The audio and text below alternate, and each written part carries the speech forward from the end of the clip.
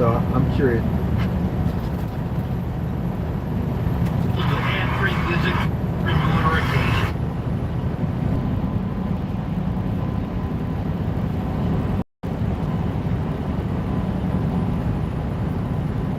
Have you ever felt a gnawing ache in your gut? That persistent whisper telling you there's more to life than what you're now? I bet you have. We all have. It's that feeling that creeps up on us in the quiet moments, when the noise of the world fades away and we're left face to face with our deepest truth. Now, I want you to hold on to that feeling. Don't push it away. Embrace it. Because that discomfort, that yearning, it's not your enemy. It's your ally. It's the voice of your potential crying out to be heard. You see, we're gathered here today to explore something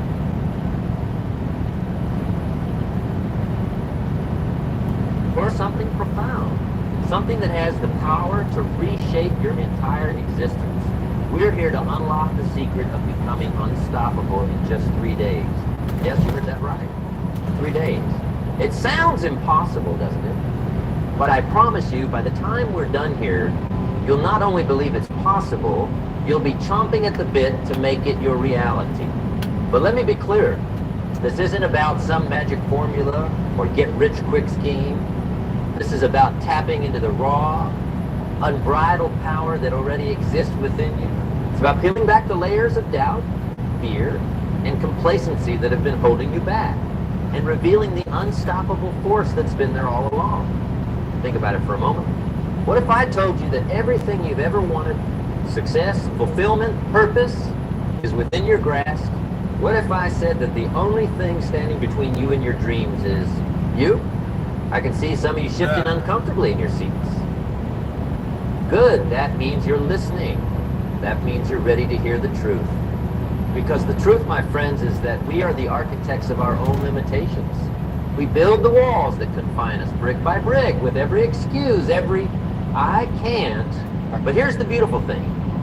If we built those walls, we also have the power to tear them down. And that's exactly what we're going to do over the next 3 days. Now, I want you to cast your mind back to a time when you felt truly alive. Maybe it was the moment you held your child for the first time. Or perhaps it was when you finally stood up to that bully who'd been tormenting you for years.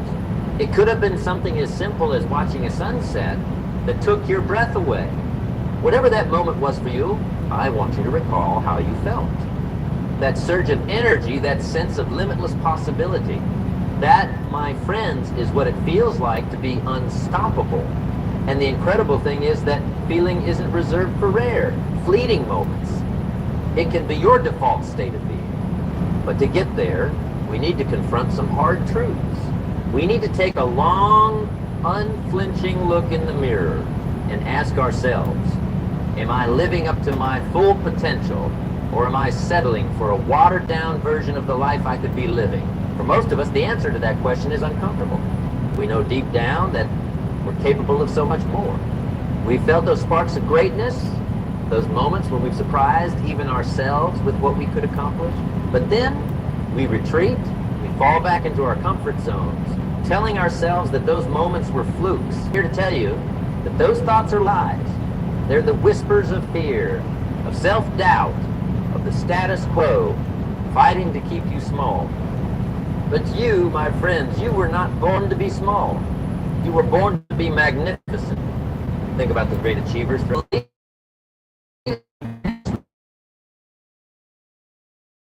Special gene that you lack? Of course not. The only difference between them and the average person is that they refuse to let their fears dictate their actions. They understood a fundamental truth that we're going to drill into your very being over these next 3 days. That success is not about talent or luck, it's about mindset in action. Now, I can almost hear some of you thinking, that's easy for you to say. You don't know my circumstances. You don't know the challenges I'm facing, and you're right. I don't know your specific situation. But what I do know is circumstances don't define you. Your response to those circumstances does. Let me share a story with you. There was once a young man who grew up in abject poverty. His family could barely afford to put food on the table, let alone provide him with the opportunities that many of us take for granted. He didn't have access to the best schools or influential connections. What he did have, however, was an insatiable hunger to improve his life. I've decided this year is the year I'm going to lose weight and get healthy, so I decided to try out the Hume Body Pod. With this, I can understand how my diet and habits are impacting my overall health beyond weight. This simple and portable body analyzer allows me to track 45 different body composition at the comfort of my own home without needing to go health clinics. This young man made a decision. He decided that his circumstances would be his motivation, not his excuse. He worked multiple jobs, often sleeping just a few hours a night, to put himself through school. He read voraciously, understanding that knowledge is power. He saw absolutely not. There were countless times when he wanted to give up, when the weight of his challenges seemed too heavy to bear. But every time he felt like quitting, he reminded himself of his vision. He held on to the belief that he was destined for greatness, not because he was special, but because he was willing to do what others wouldn't. Now fast forward a few years, and this same young man had built a multi-million-dollar business empire. He had become a respected leader in his community, a mentor to thousands, and a living example of what's possible when you refuse to let your circumstances define you. Now, I share this story not to impress you, but to impress upon you a crucial truth. Your past does not equal your future. Your current situation is not your final destination. It's merely a starting point. But here's the thing, knowing this intellectually isn't enough. We need to internalize it to feel it in our bones. And that's what these next 3 days are all about. We're going to rewire your thinking, reshape your habits, and reignite that fire in your belly that's been smoldering for far too long. Day one is all about mindset. We're going to dig deep into the beliefs that have been holding you back. We'll confront the lies you've been telling yourself, the excuses you've been making, and we're going to replace them with empowering truths. You see, becoming unstoppable starts in your mind. It's about cultivating an unshakable belief in yourself and your abilities. It's about developing the mental toughness to push through obstacles that would make others quit. Think about it this way. Have you ever noticed how two people can face the exact same challenge, yet respond in completely different ways? One person sees it as an insurmountable obstacle, while the other sees it as an opportunity for growth. But the difference? Mindset? On day one, we're going to dissect the mindset of unstoppable individuals. We'll explore the thought patterns that drive their success, and more importantly, we'll give you the tools to adopt these patterns in your own life. We'll delve into the power of visualization, teaching you how to create such a vivid, compelling vision of your future that it pulls you forward with an irresistible force. We'll explore the art of positive self-talk, showing you how to become your own biggest cheerleader instead of your harshest critic. But make no mistake, this isn't about sugarcoating reality or engaging in hollow affirmations. This is about building genuine, unshakable self-belief based on action and results. By the end of day one, you'll have a whole new perspective on what's possible for you. You'll start to see challenges not as roadblocks, but as opportunities to prove your mettle. You'll begin to understand that failure isn't the opposite of success. It's a crucial part of the success journey. Now let me ask you something. How many times have you said to yourself, I'll start tomorrow? How many dreams have you put on hold because the timing wasn't perfect? How many opportunities have slipped through your fingers because you weren't ready? If you're honest with yourself, I bet the answer is too many. And you know what? That stops today. Right here. Right now. Because day two is all about action. You see, mindset without action is like a car without fuel. It might look good in your driveway, but it's not going to take you anywhere. On day two, we're going to fill up your tank and teach you how to put pedal to the metal. We'll start by helping you set crystal clear goals. Not vague wishes or half-hearted resolutions, but specific, measurable, time-bound objectives that light a fire under you. We'll teach you how to break these goals down into manageable steps, creating a roadmap to your success. But here's where we differ from other programs. We're not just going to help you plan. We're going to make you execute. Right there in the room. You'll take immediate action towards your goals, no matter how small. Because here's a secret that unstoppable people now. Momentum is everything. Think about a time when you procrastinated on a task. The longer you put it off, the more daunting it became, right? But once you finally started, you probably found that it wasn't nearly as difficult as you built it up to be in your mind. That's the power of action. It dispels fear. It builds confidence. It creates momentum. And on day 2, we're going to harness that power to propel you towards your goals with unprecedented speed. We'll also dive deep into the art of habit formation. Because, let's face it, we are what we repeatedly do. Excellence, as Aristotle said, is not an act, but a habit. We'll show you how to replace the habits that have been holding you back with ones that push you forward. You'll learn how to structure your day for maximum productivity, how to overcome the temptation of instant gratification, and how to stay focused on your long-term vision even when short-term challenges arise. But perhaps most importantly, we'll teach you how to embrace discomfort, because growth happens outside your comfort zone. Unstoppable people understand this. They don't run from challenges, they run towards them. They see discomfort not as something to be avoided, but as a sign that they're on the right track. By the end of day 2, you'll have taken more concrete steps towards your goals than you have in the past year.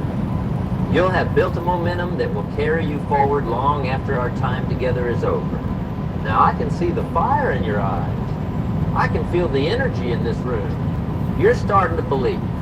You're starting to see what's possible. But we're not done yet. Not by a long shot. Because day 3 is where the magic happens. Day 3 is where we take everything we've learned, everything we've done, and we crystallize it into a lifestyle, a way of being that will make you truly unstoppable. You see, becoming unstoppable isn't a destination. It's not something you achieve and then you're done. It's a constant process of growth, of pushing your boundaries, of becoming more today than you were yesterday. On day 3, we're going to focus on sustainability. We'll explore how to maintain your momentum even when the initial excitement fades. We'll dive into the importance of self-care, teaching you how to avoid burnout while still pushing yourself to new heights. We'll talk about the power of community, showing you how to surround yourself with people who elevate you, who challenge you to be your best self. Because here's the truth. You are the average of the 5 people you spend the most time with. If you want to be unstoppable, you need to be around unstoppable people. We'll also delve into the concept of legacy. Because being unstoppable isn't just about what you achieve. It's about the impact you have on others. It's about leaving the world a little better than you found it. Think about it. What do you want to be remembered for? What mark do you want to leave on this world? These are big questions, I know. But they're questions that unstoppable people ask themselves. Hey everybody, it's Tony Robbins. Listen, I've spent the last 40 plus years, 43 years now, I'm entering into here. Oh, regularly. They understand that true fulfillment comes not from what you get, but from what you give. By the end of day 3, you won't just have a new set of tools or techniques. You'll have a whole new identity. You'll see yourself as someone who is capable of achieving greatness, someone who refuses to settle for mediocrity, someone who is quite simply unstoppable. Now, I want to be clear about something. This journey we're embarking on together, it's not going to be easy. There will be moments when you want to quit, moments when your old habits try to reassert themselves, moments when the voice of doubt creeps back in. But that's okay, because now you'll have the tools to push through those moments. You'll have the mindset to see challenges as opportunities. You'll have the habits to take consistent action towards your goals. And you'll have the support of a community of like-minded individuals who are on the same journey. Remember, becoming unstoppable isn't about being perfect. It's about being persistent. It's about getting up one more time and you fall down. It's about taking one more step when every fiber of your being is screaming at you to stop. As we stand here on the brink of this transformative journey, I want you to take a moment. close your eyes, breathe deeply, and ask yourself, what would my life look like if I were truly unstoppable? What dreams would I pursue? What impact would I have on the world? Hold on to that vision. Let it fuel you. Let it drive you. Because over the next 3 days, we're going to turn that vision into reality. You've taken the first step by being here today. You've shown that you're ready for change, that you're hungry for growth. And I promise you this, if you commit fully to this process, if you embrace the discomfort, if you take massive action, your life will never be the same. 3 days from now, you won't recognize the person you are today. You'll be stronger, more focused, more determined. You'll be unstoppable. So are you ready? Are you ready to leave your excuses behind? Are you ready to step into your power? Are you ready to become the person you were always meant to be? Because the journey starts now, right here, right in this moment. And I can't wait to see the unstoppable force you become. Let's begin. As we dive deeper into day 1, I want you to understand something crucial. Becoming unstoppable isn't about changing who you are at your core. It's about stripping away the layers of fear, doubt, and limiting beliefs that have been obscuring your true potential. Think of it like this. Imagine you're a diamond buried deep in the earth.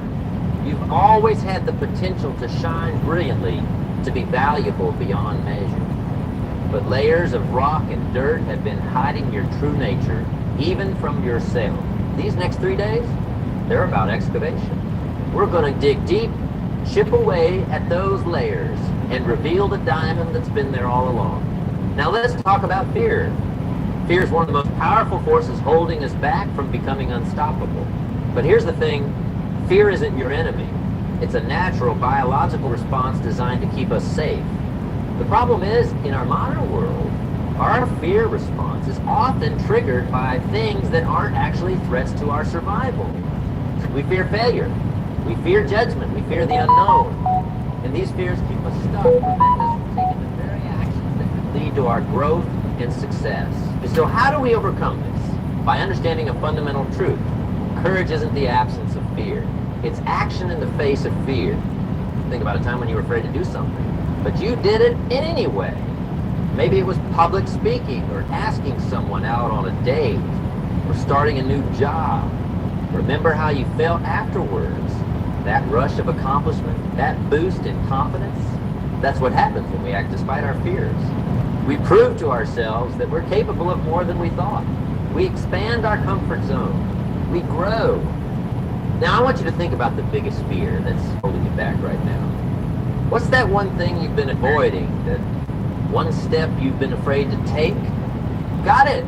Good. Now, I want you to make a commitment. Right here, right now. Commit to taking one small action towards facing that fear before the day is over. It doesn't have to be big. Maybe it's making that phone call you've been putting off, or having that difficult conversation, or signing up for that class you've always wanted to take. Whatever it is, do it. Because here's the secret. Action cures fear. The more you act in the face of fear, the less power it has over you. And that, my friends, is a cornerstone of becoming unstoppable. Now, let's talk about beliefs. Our beliefs shape our reality. They determine what we think is possible for us. And as a result, they determine what we achieve. The problem is many of our beliefs are limiting. They're based on past experiences, on things we were told as children, on societal expectations. And these limiting beliefs act like invisible chains, holding us back from reaching our full potential. So how do we break free from these chains? By challenging our beliefs, by questioning the assumptions we've held for so long. I want you to think about a belief you have about yourself that's holding you back. Maybe it's I'm not smart enough, or I'm too old to start something new, or I don't have what it takes to be successful. Now, I want you to ask yourself, is this belief really true? What if... My name is Jonathan Underland. Is that perfect? Awesome. What evidence do I have to support it? More importantly, what evidence do I have that contradicts it? Because I guarantee you, If you look closely enough, you'll find examples from your own life that prove this limiting belief wrong. You see, our minds are incredibly powerful. They can find evidence to support whatever we believe. If we believe we're not good enough, our minds will find examples to support that. But if we believe we're capable of greatness, our minds will find evidence of that too. So today, we're going to start rewiring those beliefs. We're going to challenge the stories you've been telling yourself and replace them with empowering truths. One powerful technique for doing this is what I call evidence journaling. Every day, I want you to write down 3 pieces of evidence that contradict your limiting beliefs. Maybe it's a compliment someone gave you, or a small victory you achieved, or a moment when you surprised yourself with your capabilities. Over time, you'll start to see a shift. You'll begin to recognize your own strength, your own resilience, your own potential. And as your beliefs change, your actions will follow. Now let's talk about vision. Unstoppable people have a clear, compelling vision of their future. They know exactly what they're working towards, and this vision pulls them forward even when things get tough. Close your eyes for a moment. I want you to imagine your ideal life 5 years from now. Don't hold back. Don't let your current circumstances limit your imagination. Really let yourself dream. What does your day look like? What kind of work are you doing? How do you feel when you wake up in the morning? Who are you surrounded by? What impact are you having on the world? Now, open your eyes. How did that feel? Did it excite you? Did it scare you a little? Good. That means you're thinking big enough. Here's the thing. That vision you just created, it's possible, it's achievable, but only if you believe it is, only if you're willing to work for it. Starting today, I want you to spend time with that vision every single day. Visualize it in vivid detail. Feel the emotions associated with living that life. Let it motivate you, inspire you, drive you forward. Because here's the truth. You become what you think about most of the time. If you constantly focus on your limitations, on what you can't do, that's what you'll manifest in your life. But if you focus on your vision, on your potential, on what's possible for you, that's what you'll create. As we move towards the end of day 1, I want to talk about one more crucial element of becoming unstoppable. Self-talk. The way you talk to yourself has an enormous impact on your actions, your confidence, and ultimately, your results. Many of us have an inner critic that's constantly pointing out our flaws, reminding us of our past failures, telling us we're not good enough. But here's the thing. You wouldn't tolerate someone else speaking to you that way, so why do you allow yourself to do it? Starting today, I want you to become aware of your self-talk. When you catch yourself thinking negatively about yourself, stop. Challenge that thought. Replace it with something more empowering. Instead of "I can't do this," try "This is challenging, but I'm capable of figuring it out." Instead of "I always mess things up," try "I'm learning and improving every day." Instead of "I'm not good enough," try "I'm worthy of success and happiness." It might feel awkward at first, even a bit forced. But remember, repetition is the mother of skill. The more you practice positive self-talk, the more natural it will become. As we wrap up day 1, I want you to understand something crucial. The work we've done today is foundational. We've begun the process of rewiring your mindset, of shifting your beliefs, of creating a vision that will pull you forward. But here's the key. This work is ongoing. It's not something you do once and then you're done. It's a daily practice, a constant process of growth and self-improvement. So tonight, as you go to sleep, I want you to reflect on everything we've covered today. Think about the fears you're committed to facing, the limiting beliefs you're challenging, the vision you're creating for your future. And tomorrow we hit the ground running, because day 2 is all about action. It's about taking everything we've learned about mindset and putting it into practice in the real world. Remember, knowledge isn't power. Applied knowledge is power. And tomorrow we start applying everything you've learned. So get some rest. Because when you wake up tomorrow, you're going to be one step closer to becoming truly unstoppable. As the sun rises on day 2, I want you to feel the energy coursing through your veins. Yesterday, we laid the foundation. We rewired your mindset. challenged your limiting beliefs, and created a compelling vision for your future. Today, we turn that potential energy into kinetic energy. We transform thought into action. Because here's the truth. All the positive thinking in the world won't make a difference if you don't back it up with decisive action. Unstoppable people understand this. They know that success isn't just about what you know or what you believe. It's about what you do. So today, we're going to focus on the art and science of taking massive action. We're going to break through the barriers of procrastination, overcome the inertia of inaction, and build momentum that will carry you towards your goals with unstoppable force. Let's start with goal setting. Now, I know what you're thinking. Goal setting? Really?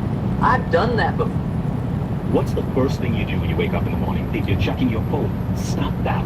Instead, try this technique from the mind science pioneer Jose Silva. You see, when we're awake, our brain is at what is called daytime awakening. Before. It doesn't work. But hear me out, because the way we're going to approach goal setting is different from anything you've done before. Most people set vague, wishy-washy goals. I want to be successful. I want to lose weight. I want to be happy. But these kinds of goals are useless. They're like trying to navigate a ship without a compass or a map. You might move, but you have no idea if you're going in the right direction. Instead, we're going to set smart goals. That's specific, measurable, achievable, relevant, and time-bound. Let's break that down. Specific. Your goal needs to be clear and well-defined. Instead of, I want to be successful, try I want to increase my income by 50. Measurable? You need to be able to track your progress. I want to lose weight becomes, I want to lose 20 pounds. Achievable. Your goal should stretch you, but still be possible. Don't set yourself up for failure with unrealistic expectations. Relevance. Make sure your goal aligns with your larger vision and values. Time-bound. Set a deadline. I want to learn Spanish becomes I want to be conversationally fluent in Spanish within 6 months. Now, I want you to take a moment. Think about your biggest goal. The one thing that would make the biggest difference in your life if you achieve it. Got it? Good. Now, let's transform that into a smart goal. Take out a piece of paper. Write down your goal, making sure it meets all 5 criteria. Be specific. Make it measurable. Ensure it's achievable but challenging. Check that it's relevant to your overall vision. And give it a deadline. Our goal is your North Star. It's what you'll be working towards with laser-like focus over the coming months. But here's the key. We're not going to leave it as just words on a page.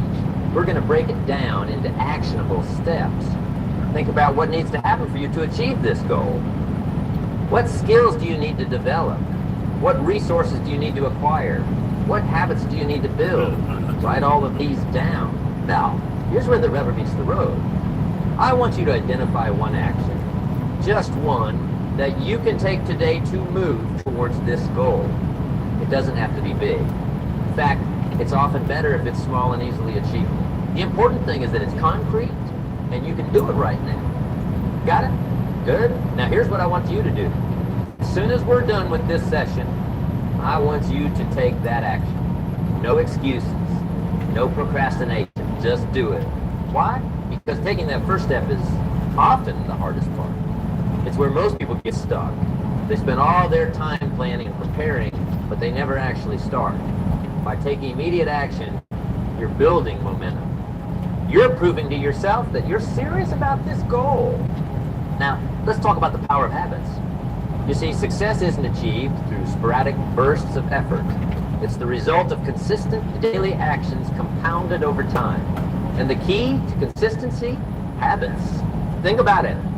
Most of what you do each day isn't the result of conscious decision making. It's habit. You don't decide to brush your teeth each morning. You just do it because it's a habit. Imagine if you could harness that same automatic behavior for actions that move you towards your goals. That's exactly what we're going to do. We're going to create what I call success habits, daily actions that, over time, will make achieving your goals almost inevitable. Here's how we do it. First, identify one small action you can take every day that will move you towards your goal. If your goal is to write a book, maybe it's writing 500 words a day. If you get in shape, maybe it's doing 20 push-ups every morning. Now, tie this new habit to an existing habit. This is called habit stacking. If you always have coffee in the morning, make a rule. After I pour my coffee, I will write 500 words. By anchoring your new habit to an existing one, you make it much more likely to stick. Start small. It's better to do 5 push-ups every day without fail than to do 50 once and then give up. You can always give up later. And here's a pro tip. Never miss twice. If you slip up one day, and you will, we're human. Don't beat yourself up. Just make sure you get back on track the next day. Missing once is an accident. Missing twice is the start of a new habit. Now let's address the elephant in the room, procrastination. We all do it. We all know it's holding us back. So why do we keep doing it? The answer lies in understanding the psychology of procrastination. You see, procrastination isn't about laziness, it's about emotion regulation. We procrastinate tasks that make us feel uncomfortable, whether that's because they're boring, difficult, or bring up feelings of inadequacy. The key to overcoming procrastination is to make starting easier than not starting. And we do that through a technique I call micro-commitment. Here's how it works. Instead of saying, I'm going to work on my project for 2 hours, say I'm going to work on my project for just 5 minutes. 5 minutes is so small, so non-threatening, that your brain won't put up much resistance. The beauty of this technique is that once you start, you'll often find yourself continuing past those 5 minutes. But even if you don't, you've still made progress. You've built momentum. And over time, those 5-minute sessions add up. Another powerful tool for overcoming procrastination is the 5-second rule. It's simple. You have an impulse to act on a goal, count backwards from 5 to 1, then move. Physically move. Stand up, step forward, raise your hand, whatever. The physical movement interrupts the mental patterns that lead to procrastination. Now, as we move through day 2, I want to talk about something that's often overlooked in discussions about success. The importance of rest and recovery. You see, becoming unstoppable isn't about working yourself to the bone. It's not about hustling 24/7 or sacrificing your health and relationships on the altar of success. That's a recipe for burnout, not achievement. True unstoppable individuals understand the power of strategic rest. They know that periods of intense focus need to be balanced with periods of relaxation and recovery. It's during these rest periods that our brains consolidate information, that our bodies repair themselves. This is the quickest way to pee out fat. Good God, man, stop eating those. You're gonna blow up. No, I'm not. That we recharge our mental and emotional batteries. So I want you to build rest into your schedule. Treat it with the same importance as your work sessions. Plan for it, protect it, and when you're resting, really rest, put away the phone, step away from the computer, and allow yourself to fully disengage. This might feel counterintuitive. You might feel like you're wasting time. But trust me, this strategic rest will make you more productive, more creative, and more resilient in the long run. As we approach the end of day 2, I want you to reflect on everything we've covered. We've set SMART goals. We've broken them down into actionable steps. We've talked about building habits, overcoming procrastination, and the importance of rest. But here's the most important thing. We've taken action. You've moved from thinking about your goals to actively working towards them. You've built momentum, and that momentum, that's the secret sauce. That's what separates the unstoppable from the stagnant. So tonight, as you prepare for our final day together, I want you to do 2 things. First, celebrate your progress. No matter how small the action you took today, celebrate it. Because every step forward, no matter how tiny, is a victory. Second, plan your next action. Decide right then what to do tomorrow to move closer to your goal. Make it concrete. Make it specific. And commit to doing it no matter what. Because tomorrow, on our final day together, we're going to take everything we've learned, everything we've done, and we're going to turn it into a lifestyle. We're going to make being unstoppable not just something you do, but something you are. So get some rest, recharge those batteries. Because tomorrow we take flight. As the dawn breaks on our final day together, I want you to take a moment to reflect on how far you've come. 2 days ago, you walked in here with dreams, with potential, but perhaps also with doubts and fears. Today, you stand here transformed. You've rewired your mindset, set clear goals, and taken decisive action. You've laid the foundation for an unstoppable life. But our work isn't done. Far from it. Because today, day 3, is where we ensure that everything you've learned, everything you've done, becomes not just a fleeting moment of motivation, but a lasting transformation. Today is about sustainability. It's about turning your newfound momentum into an unstoppable force that propels you forward day after day, week after week, year after year. Let's start by talking about resilience, because here's the truth. The path to success isn't a straight line. It's not always smooth sailing. There will be setbacks, there will be failures, there will be days when you feel like giving up, but unstoppable people, they don't let these setbacks define them. They see obstacles not as roadblocks, but as opportunities for growth. They understand that failure isn't the opposite of success. It's a crucial part of the journey to success. Think about it. Every great achiever in history faced failures and setbacks. The Wright brothers crashed plane after plane before they finally achieved flight. Thomas Edison famously said he didn't fail 1,000 times in creating the light bulb. He found 1,000 ways that didn't work. The difference between these unstoppable individuals and the average person isn't that they never failed. It's that they never gave up. They had resilience. So how do we build this resilience? It starts with reframing how we view setbacks. Instead of seeing them as failures, see them as feedback. Every time something doesn't go as planned, ask yourself, what can I learn from this? How can I use this experience to grow stronger, to get better?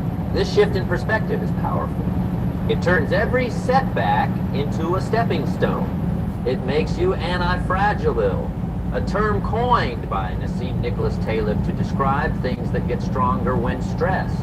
Another key to building resilience is what I call the growth mindset. This is the belief that your abilities aren't fixed, but can be developed through dedication and hard work. People with a growth mindset see challenges as opportunities to learn and grow, not as threats to their self-image. Cultivating a growth mindset means embracing challenges, persisting in the face of setbacks, seeing effort as the path to mastery, learning from criticism, and finding lessons and inspiration in the success of others. Now let's talk about accountability, because even with the best mindset, the clearest goals, and the strongest habits, we all have moments of weakness, light moments, when our resolve falters, when the couch looks more appealing than the gym, when Netflix seems more enticing than working on our business plan. This is where accountability comes. Having someone or something to hold you accountable can be the difference between staying on track and falling off the wagon. There are many ways to build accountability into your life. You could find an accountability partner, someone who shares your goals and can check in with you regularly. You could join a mastermind group of like-minded individuals all working towards similar objectives. You could hire a coach who can provide guidance and hold you to your commitments. But accountability doesn't always have to involve other people. You can create systems of self-accountability too. For example, you could use a habit tracking app to maintain a streak of daily actions. Or you could implement a reward system for yourself, where you only get to enjoy certain privileges after you've completed your most important task.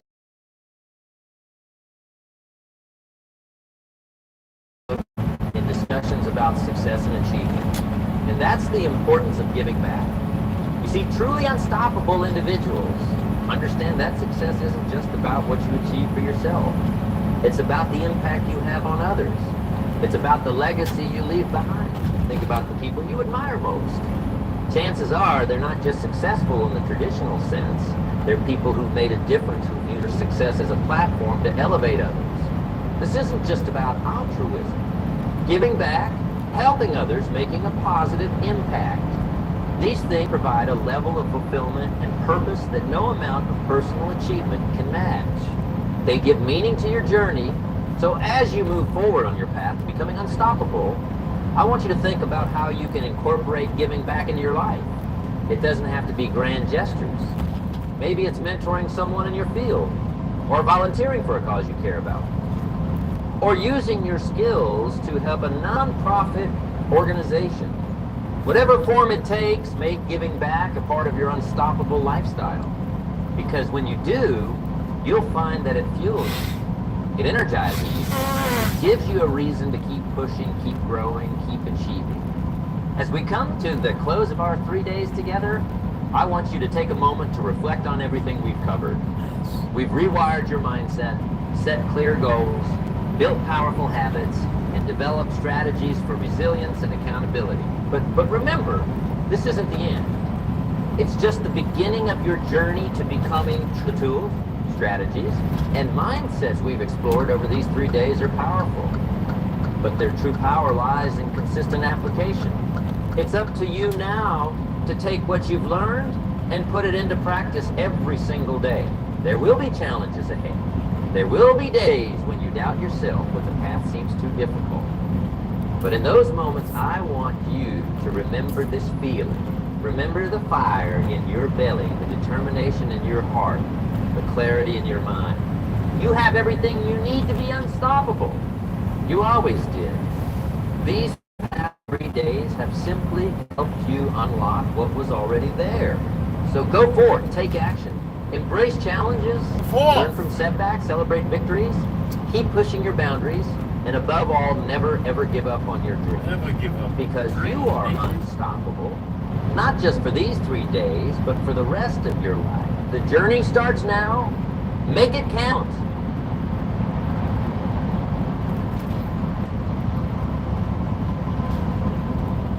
Take a look at this.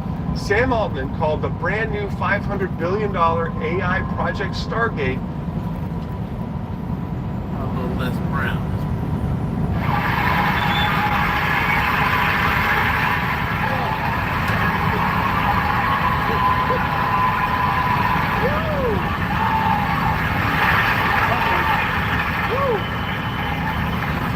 Oh, y'all look good. I want you to look at something right now. Think of some major goal you want, or maybe it's one you're already working on, and you have experienced a lot of setbacks, a lot of defeats. You've experienced a lot of disappointment. Maybe you've already given up.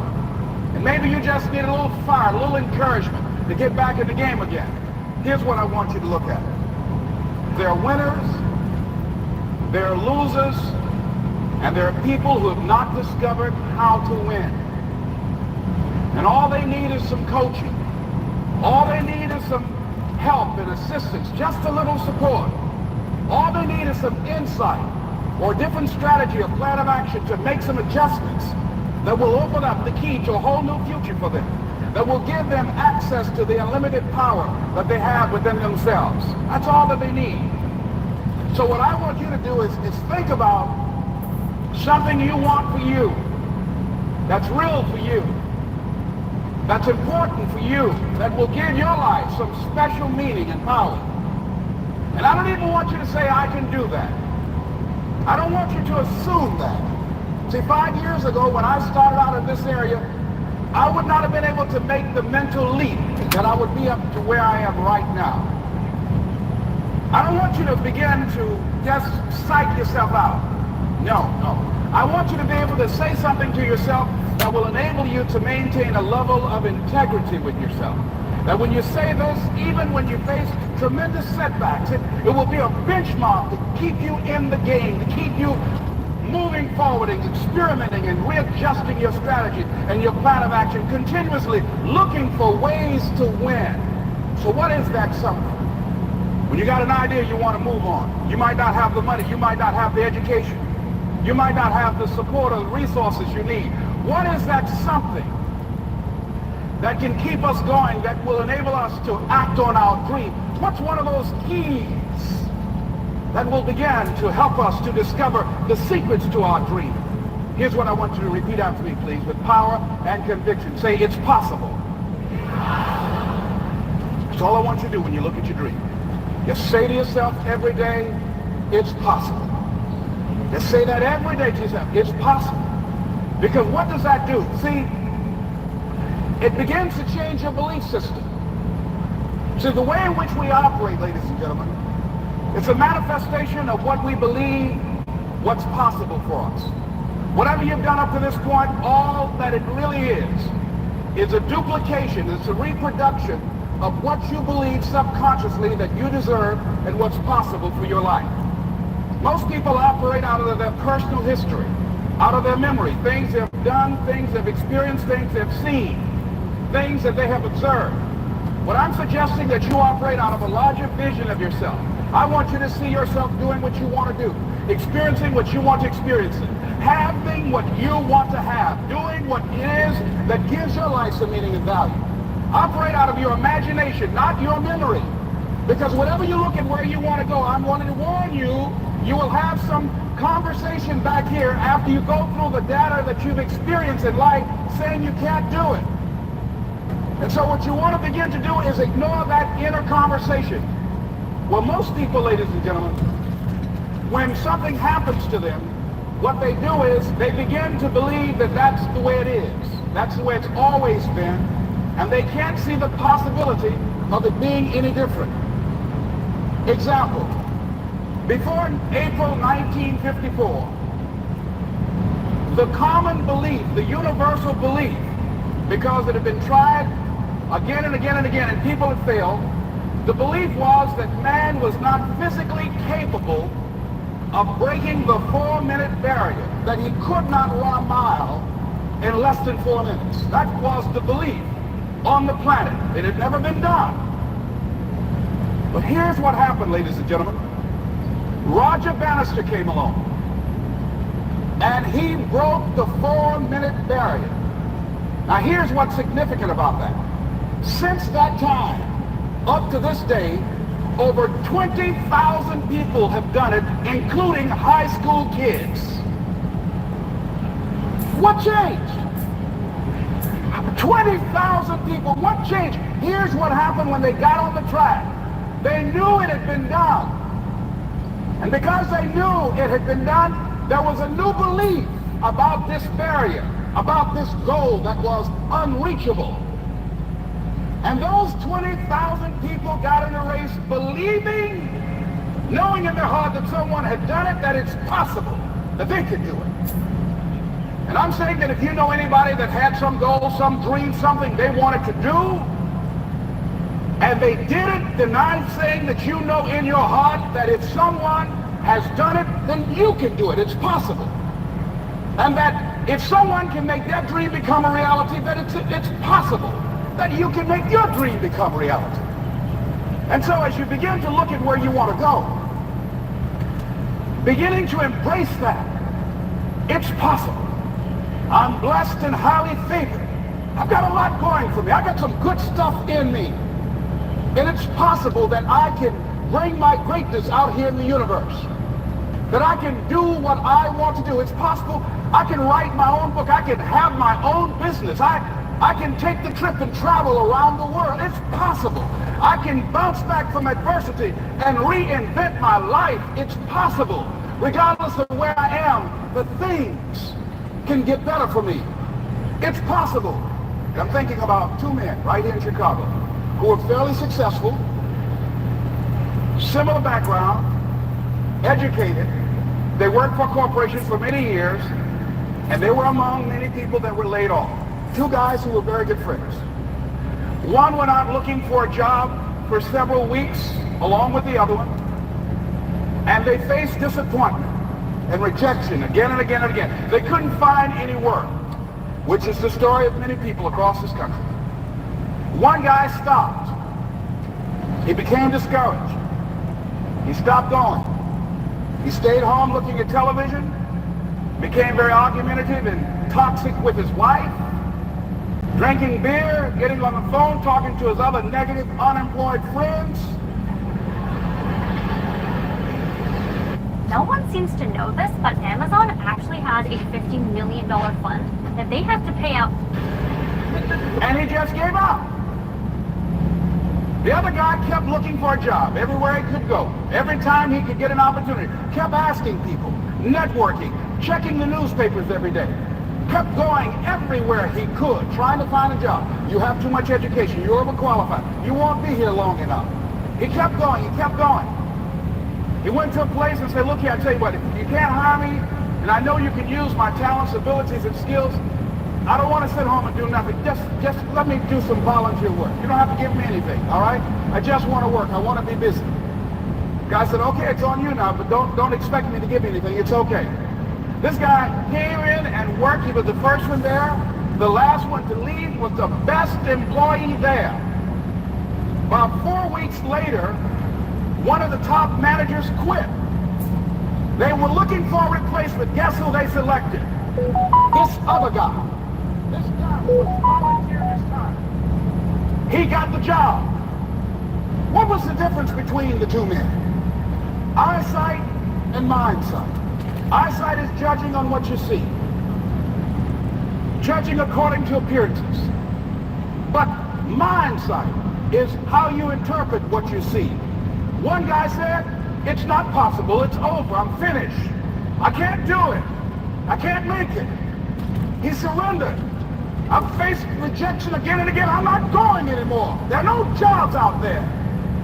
But this other guy, he felt that in spite of the no's and rejections, in spite of how bad the economy is, in spite of what the newspapers are saying, that it's possible that somebody somewhere will give me a job. He just kept going, thinking it was possible. And guess what, ladies and gentlemen? That's what we have to do with our dreams. Because things happen to you in life that you can never, ever anticipate. And many times when those things happen, you want to give up.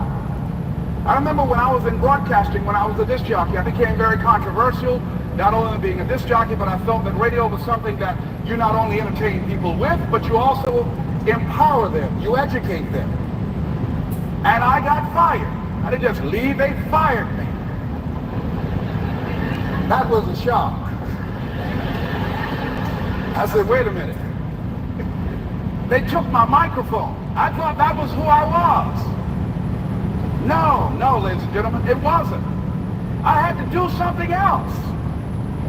And I didn't know what else I could do. See, here's what I'm looking at. What are the uses for your life right now that you haven't even reached for yet? See, I believe that when you don't have enough encouragement to act on your dreams or ideas, or you're not enlightened enough, that life will act on you. See, life had moved on me and said, Les Brown, you have outgrown this. It's time for you to do something else. Well, I wasn't enlightened enough. I organized some disc jockeys and got my job back. So they had to fire me again. I got fired twice. Here's what I did. I had to think of something else. And so a guy suggested to me, he said, Les, why don't you run for office? I said, man, I never run for office. I've never known anything about how to operate in the political arena. I've heard encourage people to register to vote and get out to vote, but I don't know anything about politics. He said, neither do the people who run for office all the time.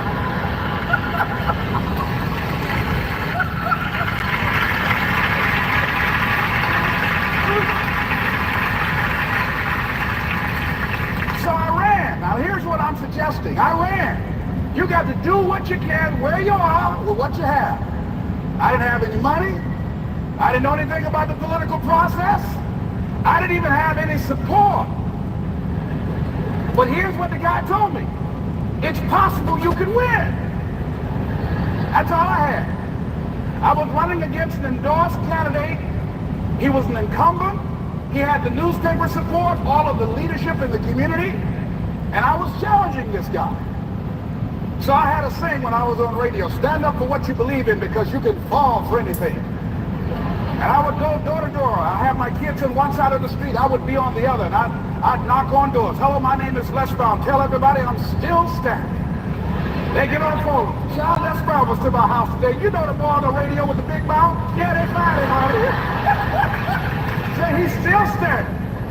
See, I'm saying just keep moving. Don't start feeling sorry for yourself. Don't spend time blaming and talking about what happened to you. See, whatever you talk about, that's what you multiply and expand in your life experience. So don't talk about stuff unless you want it to keep on happening to you, all right? So,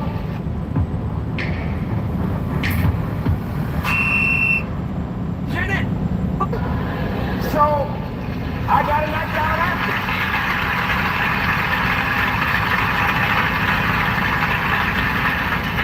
As I continue to do that, had my children with me, we're going door to door, didn't have enough money.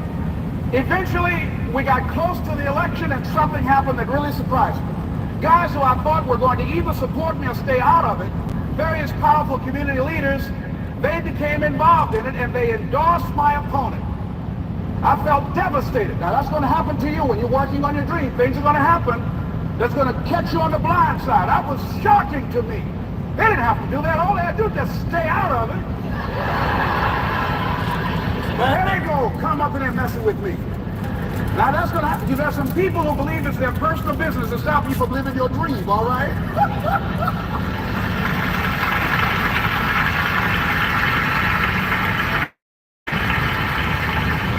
But I didn't deal with that. You want to make your dream come true, you got to stay focused. Some people rather get even than get ahead. Stay focused on where you want to go. I just kept on doing what I was supposed to do. And so I was driving to the radio station. My opponent had over $20,000. I had less than $800. As I was in the radio station, the guy said, "You're going to make a commercial?" I said, "Yes." He said, "It better be a good one because that money came here." And I sat there in the middle control room and I was thinking. And here's what happens when you get still. Stuff will start coming. Something said, "Call your mama." We used to talk about your mother on the air all the time. Ask her to say a few words for you. So I called my mama, and I had a gospel record playing in the background.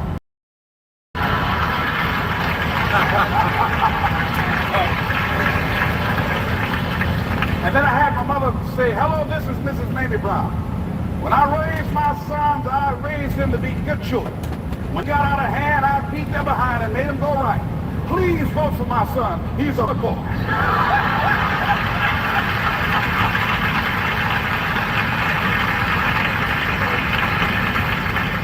Usually in the state representative race, maybe 3,000 or 4,000 people will come out to vote in a primary. In that primary race, over 27,000 people came out and voted and said, "I'm voting for Les Brown because his mama said he's a good boy." I won, ladies and gentlemen. I won.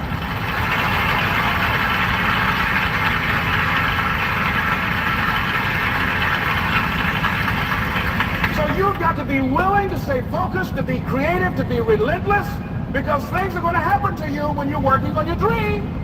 When you get on track. I remember when I first got involved in speaking, one of the main things that speakers like to do is speak to a certain association that they have over 10,000 of their sales reps that come to this convention. And I was relentless. I kept saying, "It's possible. It's possible." See, what I wanted to let you know and set you up for, because you say it's possible, don't mean that you're not going to have any problems. That Murphy's Law ain't going to come and slap you side the head. Oh, Murphy gonna come visit you. He's waiting for some of y'all out in the parking lot. Oh, you say it's possible. Okay, it's possible. Good. Get on. Well, I was working. I kept saying it's possible. They got other speakers on this program. I can be on that program too. I kept selling myself. I got all fired up. And I was calling them every day. And the lady finally said, "Mr. Brown, I tell you what, we want you to come in and talk to our sales executives. You got the kind of fire and guts that they want that will motivate them. And let me tell you something else. We want you to bring your motivational tapes. You're going to need at least $50,000 worth of tapes." I said, "Is that right?" "Yes, because they want to keep that drive alive." I said, "All right." I called the guy who duplicated my tapes. I said, "Don, how you doing? This is Les. Let me tell you, I got a major speaking engagement." He said, "Man, it's a speaker's dream. I need over $50,000 worth of product." He said, "Les, you don't have that kind of credit."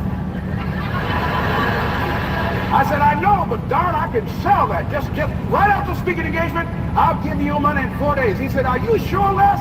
I said, "Yes, but I got a major speaking engagement, and they told me to do it." He said, "Man, that's a big argument.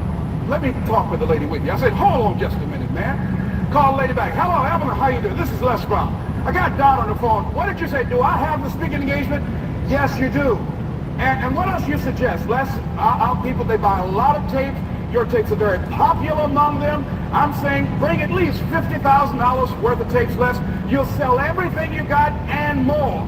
I said, did you hear that, Don? He said, yes. I said, now, if anybody else has to make a decision, are you the final person? She said, I'm the final person.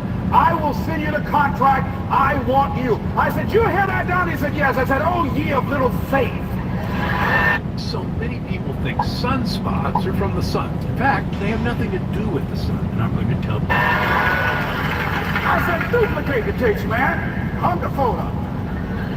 Well, he duplicated the tapes. 1 week came by.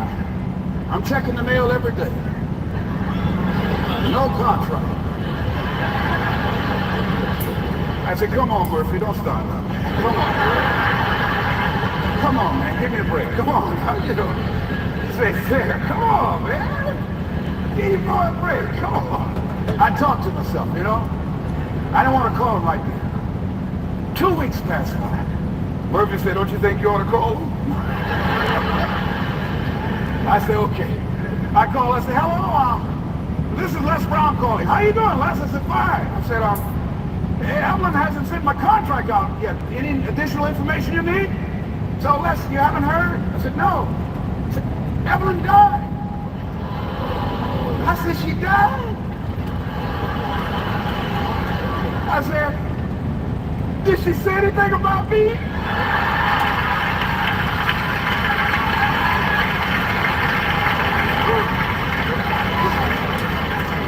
When I got home, I was so wiped out.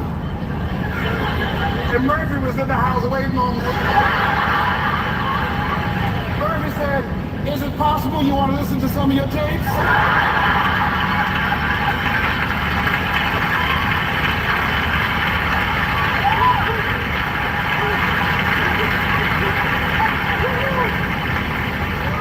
Well, ladies and gentlemen, here's what I had to do. I had to begin to focus on what was the solution. Now, this was not the only place that I'll be able to sell those products. And as I began to challenge myself and got some help and support and some other input, I eventually did. It took longer, but it was challenging. But I did it. Repeat after me, please. No matter how bad it is, or how bad it gets, I'm going to make it. I'm going to make it. Shake somebody's hand on your right and left and say, you got that right.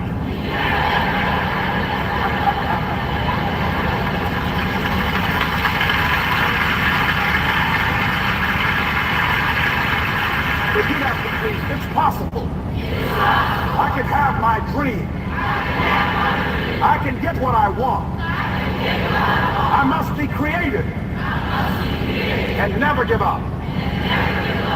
Now, let me share something else with you, ladies and gentlemen. When you know within yourself that there's something you want to do, and I believe that all of us were born with a purpose, that all of us have something that we are supposed to do, that all of us have some goodness within us, and that goodness gives us a responsibility to manifest our greatness.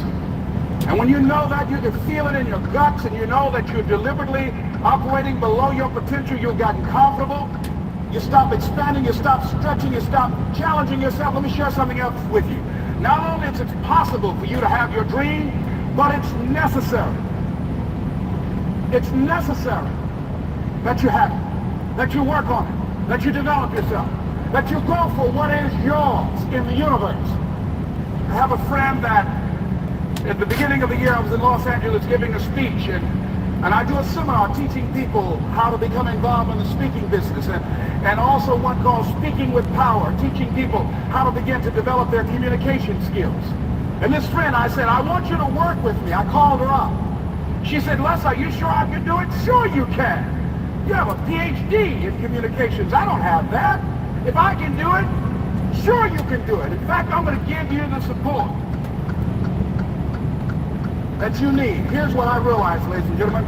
We only have enough energy to take us to a certain level. But it's necessary that we assemble ourselves with other people who share our vision, other people that can see it for us, to give ourselves a home court advantage.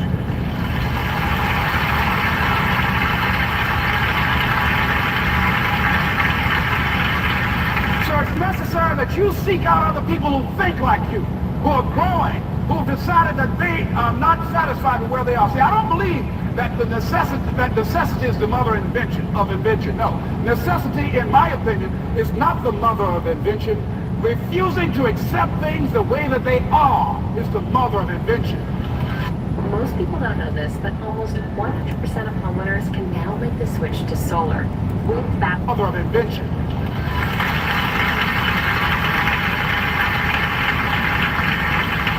When you decide I'm not going to settle for this, this is not going to be it for my life. I deserve more than this. See, that will start making you do some stuff. See, a lot of people go to work every day miserable, and all they do is just talk about how miserable they are. But they don't do anything about it. So I was telling her that I knew she hated her job with a passion. I said, you can do this. You got more going for you than I have going for me. And we've been going through this for years, ladies and gentlemen. She'd been to my seminar speaking for a living. She brought her husband, and that was one of the major problems that I realized that happened in her life. He couldn't see it for her. So you got to make sure that you have people in your life that can see it for you, that will encourage you. Non-affirming relationships can hurt you.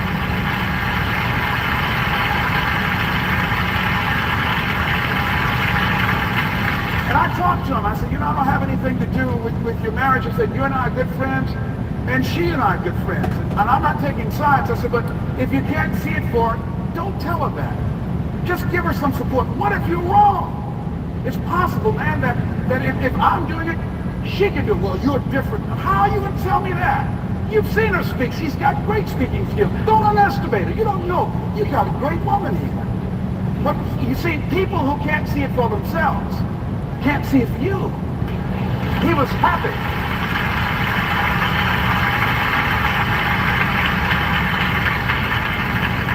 So I said, will you do it with me? I said, I'm going to give you the support you need. You can't do it by yourself. I will stand with you. She said, you will? I said, yes. I'm going to make you part of my seminar. You'll do a part of it and I'll do a part of it. Speaking with power. She said, okay. 3 days later, ladies and gentlemen, I got an emergency call at my office. It was from my husband. He called and said, tell Les Brown that Marion is dead. I said, oh no. When I was flying there to go to the funeral, and I remember the last time that I saw her, and I had some of her papers that I had gotten inadvertently confused with mine, and I took them home. And I was searching through these papers to do one of her works. She was a prolific writer. And what got me, what was so sad that made me begin to cry, was that there were poems that she had started that were profound poems, great thoughts, that she didn't complete. Plays that she had started that she didn't complete. See, that poem was given to her. I can't finish that for her, nor can you. That play, whatever the outcome that she had envisioned, that she had imagined, was given to her. Only her. And she's the channel that was going to come through. You are here, and you are the vessel, you are the outlet for the universe. That you've been selected. There's something for you to do. I believe all of us have some purpose for being here. And as I was going to the funeral, and I was reading a newspaper that said that millions of people are dying because of what they're eating, talking about their diet. And I'm sure that it was Marion talking to me, whispering, saying, Les, the next time you speak, so that even more are dying because of what's eating them.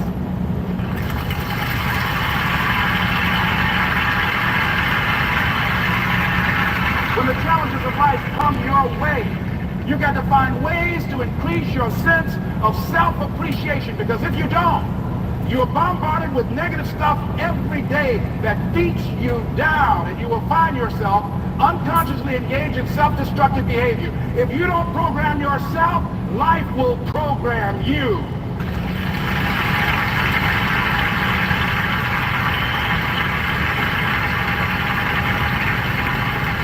So you want to have have an agenda for your life. It's necessary that you have some direction for your life. A friend at the National Speakers Convention gave us a presentation, and it really struck me. He was talking about when he was traveling across Europe, war and aggression, and he said at different points, soldiers would wake them up on their journey and ask them the question. And I pose this to you. The question was, where have you been? Why are you here? And where are you going? And that's what I ask you. Where have you been? Where have you been up to this point? You look at your life. You look at what you produce.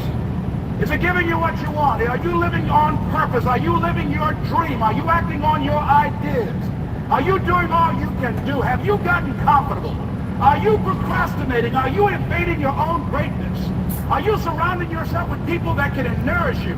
Are you challenging yourself? Are you experimenting? Are you learning something different? Is your life an adventure, or is it boring? Where have you been? Why are you here? What brought you here? Investing the time, the money. What brought you here? And where are you going? What is it that you can get out of this session, out of this lecture? That when you leave here, rather than this just being a spectator event, that you got some idea, some dream, that you might have to go back and brush it off and look at it again and say, I've got to do this. This is my stuff. This is what I'm supposed to do. This is why I showed up. Where are you going with your life? What decisions are you making right now as you look into the future? Are you experimenting to find out what other talents and abilities that you have? See, we're in a time right now. The day is gone where you could just go to college and get out and get a job and work 30 or 40 years with job security and retire with a gold watch. The gold watch days are gone. Brand new day. Party's over. So now you have got to be multi-talented and multi-skilled. You've got to use all your stuff. You don't know what else you can do. I didn't know I can do what I'm doing right now. It's necessary that you stretch and challenge yourself and say, let me see. I start out as a trainer. I'm a trainer. That's what I am. That's what my expertise was in.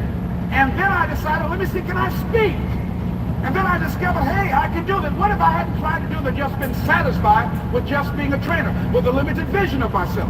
And then after training, and then I said, well, maybe I can go into business for myself. And I started speaking, going into business for myself. Well, maybe I could train other speakers and teach them how to go into business for themselves. See, you want to have a backup plan. You want to have other strategies for yourself. In case this doesn't work out, you've got something else going over here.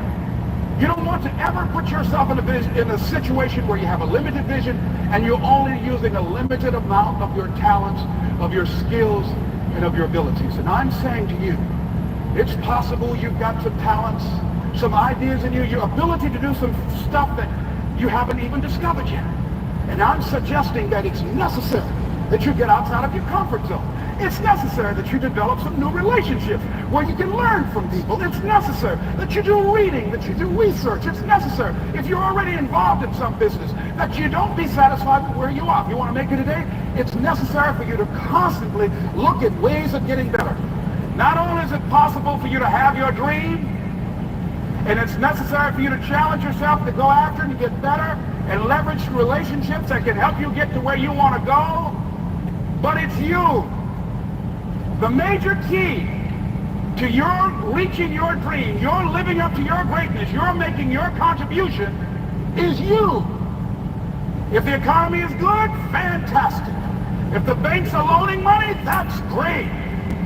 If people are positive, that's great. You don't have any opposition, that's great. But the major key to your making things happen in your life is you. When I wanted to get on public television, you know, they told me, you can't do that. So wait a minute, I've seen these other people on. It's possible I can get on. Leo Biscaya, John Bradshaw. It's possible. Wait, let's use public whole time out. Let's be realistic. Come on, be logical. I said, well, wait a minute. Why can't I do it? Well, let's look here. Think about guys who have credentials, all kind of credentials. You don't have any college training. They're not going to put you on television. Give me a break. I said, thank you for that. God love you, and I'm trying. And went on about my business, you hear me? Let me tell you something. What people think about you and the possibilities for your dream is none of your business. That's their business.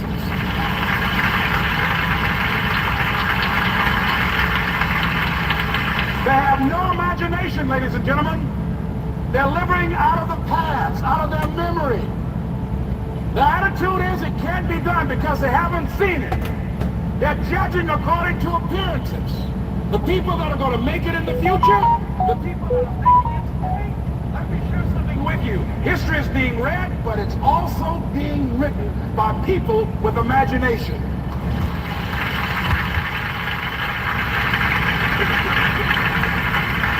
So I went to the next move, necessary to start talking to people and seeking and asking for what I wanted and leveraging relationships and trying to find out how do the people do it that went ahead of me? How do they do it?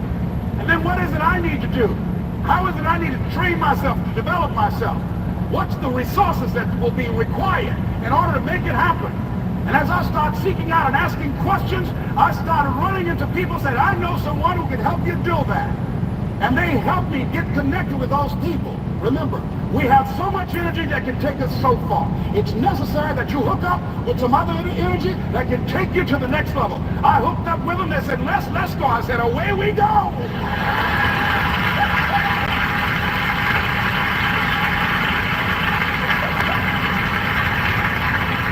And guess what? Here we are. I love it. You want your stuff? It's necessary you take responsibility for it, that you make it happen, that you don't give up, that you don't take any objection or disappointment or defeats personally, that you keep on keeping on, that you don't decide that I can't make it because you can't see the light at the end of the tunnel, that you realize that's a part of the program. And here's something you've got to resolve. Say this to yourself every day. See, as long as you're breathing, you got a shot at your dream. That's the way I resolve. Say this, please. It's not over until I win. You got that right. They say that Rip Van Winkle, the gentleman who slept for decades of slumber, right? If you woke up today, the only thing you would recognize is our schools. See, here's the thing. We're living in a world of autonomous electric cars and spaceships. You got that right.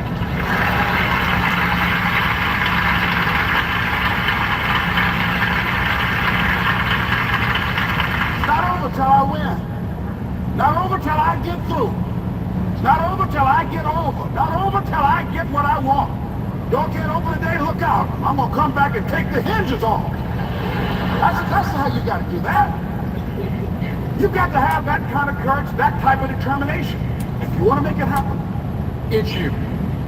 That you've got to take personal responsibility to make it happen. That you have got to own what it is that you want to do, if it's taking care of your well-being, if it's making a difference in our school system, if it's working with senior citizens, if it's to protect our ecology, if it's to create an economic renaissance, if it's just to take yourself to another level, it's you. You've got to make that happen. We can point out many things that can make it inconvenient or can slow us down, but ultimately, it's on us. Next step is, not only is it possible and necessary, and it's you to live your dream, to make this greatness that you have within you become a reality. What I've come to appreciate when you're working on changing your life, changing some bad habit, getting out of addictive situations or relationships, or working to build a dream or making a difference in our society, or learning something that's very challenging. Here's what I realize, ladies and gentlemen, and develop a great deal of respect for. It's hard. Easy is not an option. It's hard living. Life is hard.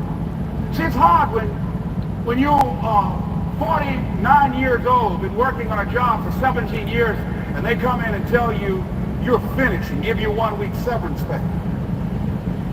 And you got to start all over again. It's hard when you're married and raising children and your children are crawling and your husband dies unexpectedly. It's hard handling just the tragedies of life. It's hard when you're working on something and you put everything you have in it and it doesn't work out. You lose your money and other people's money. It's hard. It was rough when I lost my job. And I could not find a job.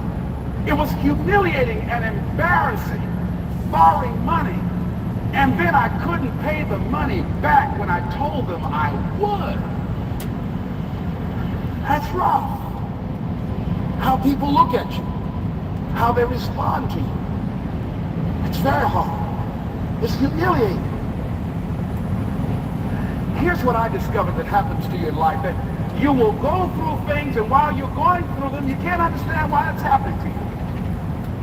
But after you go through it, you get back and you look at it and you say, oh, now I understand why I needed that lesson.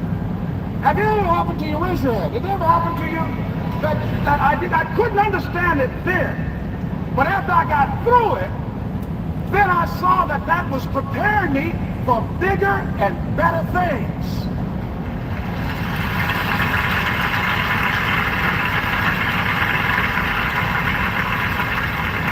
That as you go through the challenges of life and you look at it and embrace whatever comes to you, don't run from it. Step toward it. Don't try and duck it like most people do. See, most people want it easy. Easy come, easy what? Easy go. See, but when you go at what you're going to deal with and you deal with the difficulties of it, when you handle those hard things close at hand, making those hard decisions right now that you don't want to make, learning those things that you don't like to do, but you know that in order for you to get where you want to go, this is one of the hoops that you have to flip through. And I'm saying to you, whatever you got to do it, because if you don't, life is going to whoop you until you surrender and say, okay, all right, I cooperate, okay, I learned, okay. Then you had to wait time. So if it's hard, then do it hard. Now, how do you hang there during the hard, difficult times? Les, you must have faith. You've got to believe in yourself. You've got to believe in your abilities. You've got to believe in your service, your company, your ideas. Unquestionably, you've got to have faith, and that faith gives you patience. That it's not going to happen as quickly as you want it to happen. A lot of things are going to happen that will catch you off guard. And so therefore you've got to deal with and handle it as it comes. And not only that, but that faith and patience drives you into action. You've got to keep moving and keep plugging away. I can see people coming out and talking to a guy out there watering and fertilizing the ground that's not showing anything. Hey, what you doing? You've been out here a long time, man. And the conversation in the neighborhood is, you growing a Chinese bamboo tree, is that right? Yeah, that's right. Well, even Ray Charles and Stevie Wonder can say ain't nothing showing. You know that's how people are gonna do you? So how long you been working on this? How long have you been working on your dreams? And you have nothing to show. This is all you got to show. People are gonna do that to you. And some people, ladies and gentlemen, they stop. Because they don't see instant results. It doesn't happen quickly. They stop. Oh, no. You got to keep on watering your dream. And when it began to happen, they stopped laughing. They said, look. Whoa, look here. Look how, hey, man, you know, I know you can do it. Look here, you got a job here?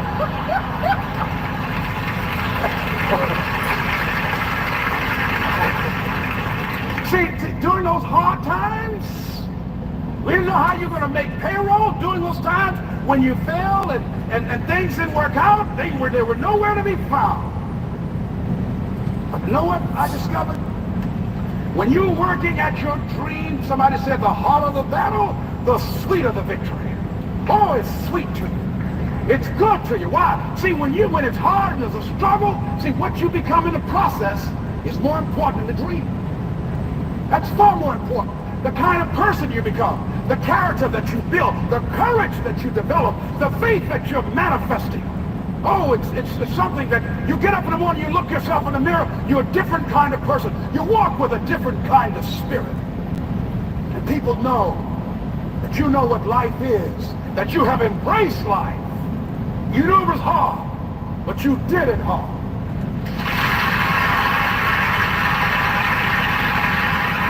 Did you know that Amazon has a $50 million fund that they have to pay out every month? And here's how you get cut of it. My name is...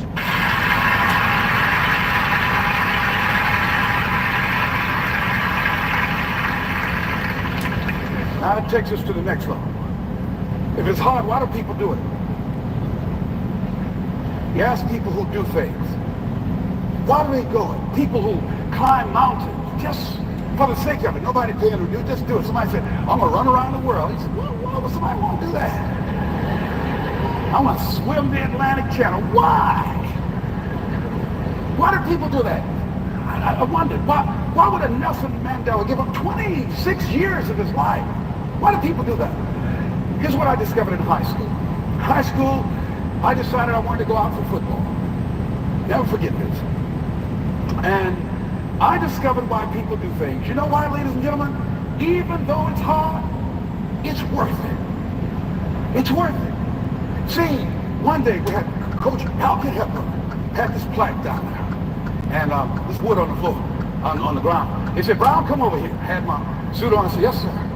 He said, I'm going to have old Larry Littles down there. Old big Larry. Yes, sir. Big, fat, sorry Larry. Yes, sir. Brown, I want you to get down. Bull neck. Yes, sir. He said, I want you to run at Larry. I want you to put your helmet right in his pit, right up in his chest, and knock him off that board. You hear me, Brown? You can do that. Yes, sir. Can you do that? Yes, sir. I said, hubba, hubba. I said, hubba, hubba. He said, Brown, I want you to knock him up. You're going to make the team. I know you can get him, all right? Look at him. I'm sorry. His knees knocking and everything. I said, yes, sir. Then he went down to Larry. Larry Littles, who played 12 years for the Miami Dolphins, all pro for 12 years. This is a bad, big dude. 250 pounds, strength, agile, and all muscle. He said, Larry, he said, man, you know Brown down there. He's down there talking about your mom and everything. He's talking about how fat and sorry you are. And how he's going to knock you off this board. Larry now spitting fire and growling and foaming at the mouth. And I'm looking at Larry saying, oh, hubba, hubba. He said, look at that fool down there growling. He told me it's going to scare you that you're going to leave. Are you going to leave? No, Coach, I ain't going to leave. Go down there and knock him out the park. Boy, Coach got back. He winked at me. Go get him, Brown. I went, ah! I ran into Larry with my helmet. Larry said, boom! I don't know where I landed. When they woke me up, I said, can y'all take this helmet off me for a minute? I said, y'all got any more positions out here? They said, like where? I said, don't y'all need an announcer? I said, Brown, where you going? I was crying. They said, man, some girl told me. I said, I don't care, man, I'm hurt. I said, that fool almost killed me, man. He said, Brown, you quit, man. I said, yeah. I said, well. I said, it ain't worth it, man. No, it ain't worth it. Y'all go ahead. Y'all break it. I'll be your announcer, man. I was calling the game. I was up there to call good games, too. Because the pain wasn't worth it to me. And I'm saying to you, you know why people do what they do? The people who go after their stuff, what makes it worth it? It's got to be your passion. You got to love it, ladies and gentlemen. You got to love it. It's got to be what you are supposed to do. You want to sing, even though they won't invite you to Carnegie Hall, you're going to sing to anybody that listens to you, including singing to yourself. I used to talk to my plants when nobody else would listen to me. You got to write, even if no one published your book, write, because that was given to you to do. You do what it is you're supposed to. You're supposed to build something. You're supposed to create something. I don't know how to do it. Learn. Do whatever is required. Just go out there. It's possible you can get what you want. It's necessary. If you want it, you got to go into action. You got to be willing to experiment. You got to be willing to fail and to succeed. You got to be willing to form and develop new relationships. It's you. It's on you. You got to make that happen. Nobody's going to bring it to you on a silver platter and say, here's your dream manifested. No, it's hard. Yes, it's hard. It's difficult. Yes, right. And it's worth it.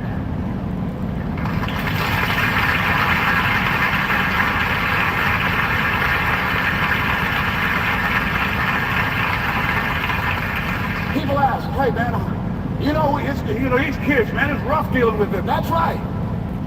That's right. You think peer pressure happened overnight? We went through peer pressure. I remember as a kid, some guys said, hey, Les, me and another fellow named Willie, Lower, we were going home. Hey, man, we're going down to Goulds, man, and knock off a grocery store. Hey, look here. I want no part of that. I'll see y'all later. So y'all chicken. I said, that's all right, you say whatever you want. Low stop. I'm not chicken, man. Don't call me chicken. Now why don't you come? We didn't even ask you to come into place, man. All you do is just drive the car, that's all. I don't know how to drive that good. Well, we're trying to get Les to come. He's chicken. Hey, I'm not driving nothing, all right? Willie, don't care about what they say, man. Leave them alone. You want to go do it? You find somebody else to drive, or you drive yourself. Come on, Willie, man. Pull him, you stop. I ain't chicken. All I got to do is drive? Yeah. I said, Willie, that sounds simple, man. Don't go, man. He went. And the next day, we read the newspaper where when they robbed the store, when they came out running to a car, the merchant, the man who owned the store, came out just shooting wildly, and he hit the driver in the head. So the 80s, it's difficult, it's challenging for kids right now. And it's going to take some easy, simple methods to help bring them out of this madness, this insanity? No. Is it hard? Yes. Let's look at what we've been doing. What has worked? What has not worked? Let's look at where we want to go. What is it that we want to produce? What is it that we want to create for our young people? And as we think about that, start experimenting with different methods and techniques to create and to produce that. And begin to believe that it's possible through our commitment, through our vision, through our determination, our relentlessness. Because of our belief, it's possible that we can reduce the teenage homicide rate, the teenage pregnancy rate, the dropout rate, that it's possible, looking at what kind of world are they going to be in. As we look at the global economy, that as we begin to use our collective will and genius and resources, it's possible that we can create an educational system that not only will test their minds with information and facts and figures, but will teach them how to think and be creative, and what does it mean to be a human being and to value human life, and how do you make relationships work? How do you bounce back from adversity? It's possible that we can give them a curriculum that will give their lives a sense of purpose and direction and meaning, and teach them how to begin to know and operate on a higher level of being, where they become assets to our society rather than liabilities. What if we leave here with that kind of consciousness that it's possible, as opposed to saying we have to write this generation off, that it's possible that we were born for such a time as this and that maybe someone here has the idea or the method or some plan of action or an approach that can resolve many of the problems that we're facing with young people today. Whatever we have to do to save our children, it's worth it. The most affordable 12-month GLP-1 program with the same active ingredient as Ozempic and Wegovy for one pay. Save our children, it's worth it.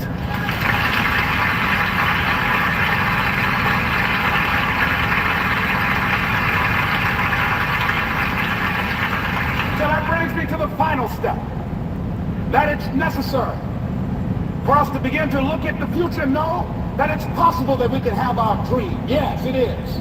Other people have done it, then we can do it. We fail a lot of times. Well, a lot of other folks fail, and eventually they came back and they succeeded. So it's possible we can have what we want, and we know that we want to get it. It's necessary that we align ourselves with people that think like we do. It's necessary we get negative, do-nothing people out of our lives. It's necessary we never stop learning and growing and developing ourselves. It's necessary that we never give up. We know that it's you, it's me. It's being responsible for our stuff and deciding that we're going to keep on keeping on, that we're going to find a way to win or find a way to make it happen. And we know it's hard. It's not going to be a picnic. Yes, it's hard. It's hard. And we will do it hard. And once we do it hard and we go through it, we realize it was worth it. And once you discover it was worth it, it is done. It's done.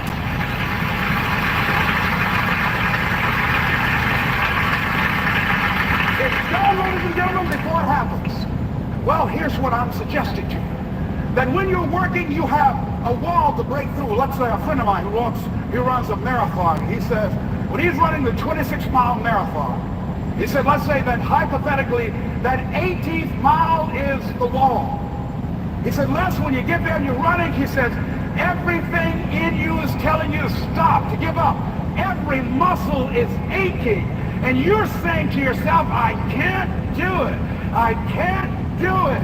And you just keep on, and you keep on, and you keep on. It seems like you're moving at slow motion. And then eventually when you break through that 18-mile wall, then you know it's like done, and you're on automatic, and you glide on in, and you know it's there. You know you're going to get to the finish line. And we've all had experiences where we were working on something, and we knew it was possible, and we did those things that were necessary to bring it into reality. We took the responsibility to make it happen. Other people couldn't see it. A lot of people didn't believe it. You were attacked. You were criticized. People were opposing you. But you kept on doing it. It was hard, it was rough, it was difficult. But to you, it was worth it. And eventually you got to a level, you know, can't nothing stop me now. I'm on the move. I'm on the move.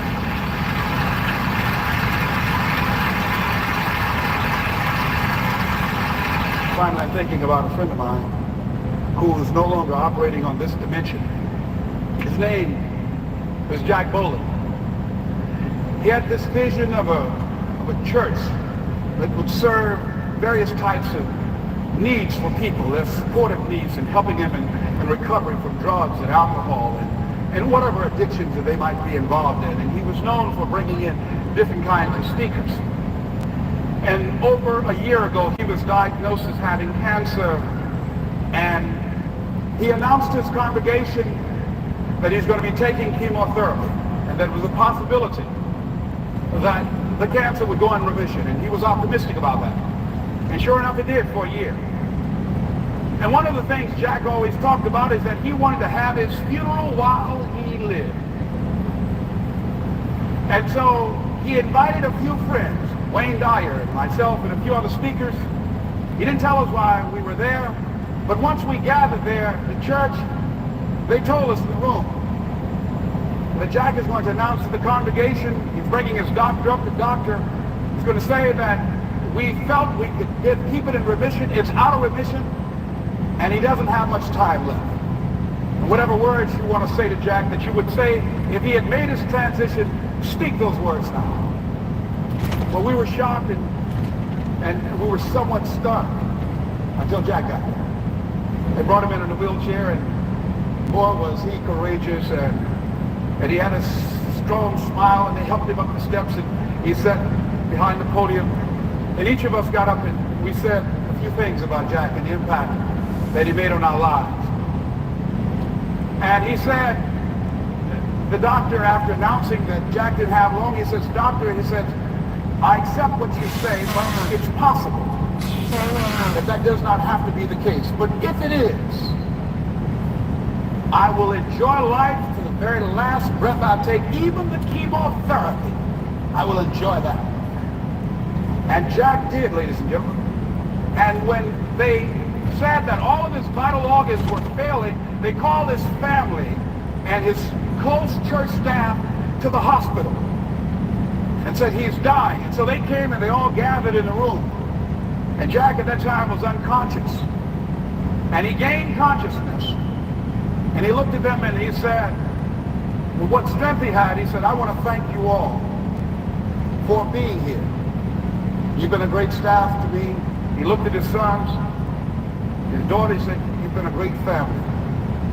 He said, don't feel sorry for me. He said, I'm ready to go. I'm looking forward to the next adventure.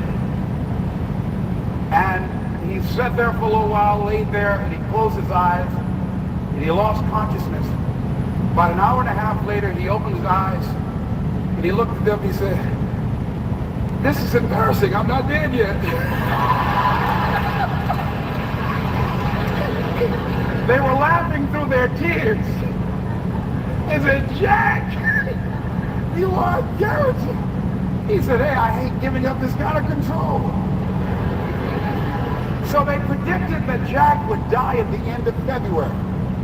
And then on the 2nd, they said, he won't see the light of day. He will be dead by morning. Ladies and gentlemen, Jack died on March 4th. And we believe that even in his dying, Jack sent his congregation a message that I want to give to you with his permission. March 4th is the day he died, and we believe Jack was saying, March 4th. Can eating breakfast cause dark spots? Why do we get dark spots? See, the brown color comes from melanin, which is a pigment created by special cells in your skin called melanocyte.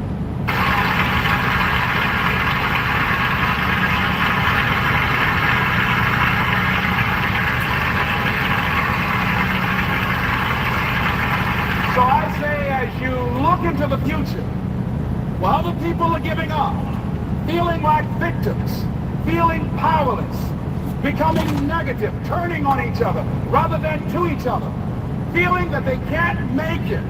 Be ye not conformed to this world, but be ye transformed by the renewing of your mind with the mindset of that it's possible that we can save this generation. It's possible that we can create new industries, a new economy. It's possible that I can find a new profession, a new job. It's possible I can create a new life. And it's necessary that I become actively involved in becoming a positive force in my life and on the planet. And it's me, yes, it's you, it's all of us, pulling together, working together to create this brand new future. And it's going to be hard. Easy is not an option. But if it's hard, we will do it hard. Whatever is required to snatch victory from the jaws of defeat. And it's worth it, yes. It's worth whatever we have to do. And once we know that, it is done. It is done. It is done. It is done.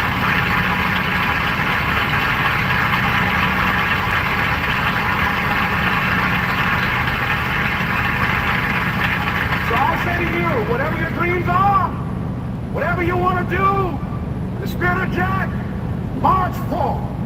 This is Mrs. Mamie Brown's baby boy, Leslie Calvin Brown, saying it's been a plumb pleasing pleasure as well as a privilege. Thank y'all here. Thank you. Thank you. Thank you.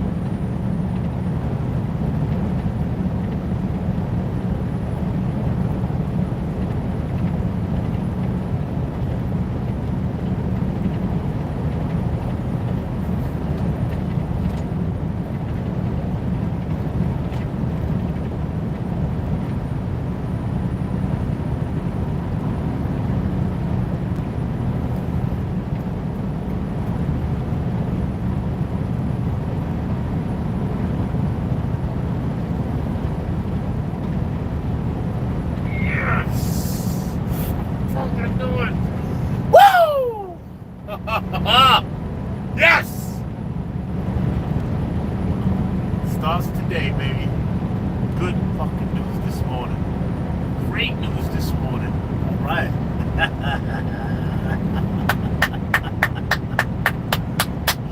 Yeah. Hot day. All right. All right. Put the fucking recipe down, goddammit. About to chef this shit up.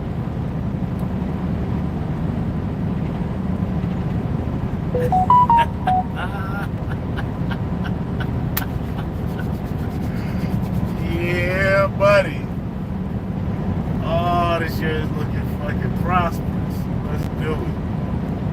Let's go, let's go, let's go.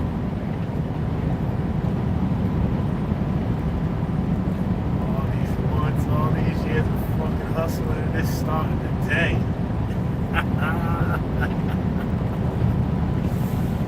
Oh, business number 2, let's do it! Holy shit. Woo.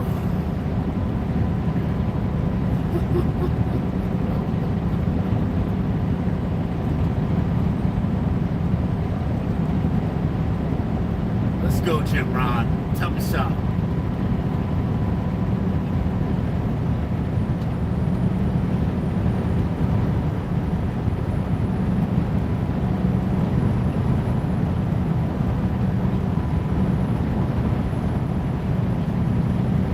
Matter of fact, let's go, Gary V.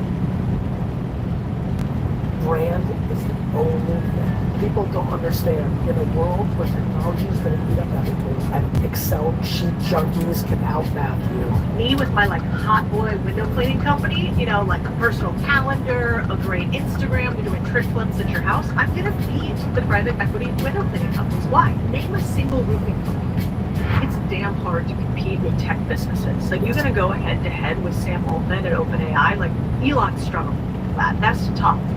But that's like where we're telling young kids to go. We're like, go build an app. They're like, I don't know, maybe if you are really fucking good, you should go do that. You know what's funny? I've been telling kids, go build your personal brand because you can deploy that leverage against something, whether you want to go mainstream, and it is the only thing that is defensible against the macro technology. Once people understand what AI agents are about to do to the world, they're going to realize real fast how important brand is. And so to your point, I think it's a very good beacon because you think about the long tail of small businesses. You know, I don't know the math, you know probably better than I do, but I start thinking about how many hairdress salons are there in the world, forget about America.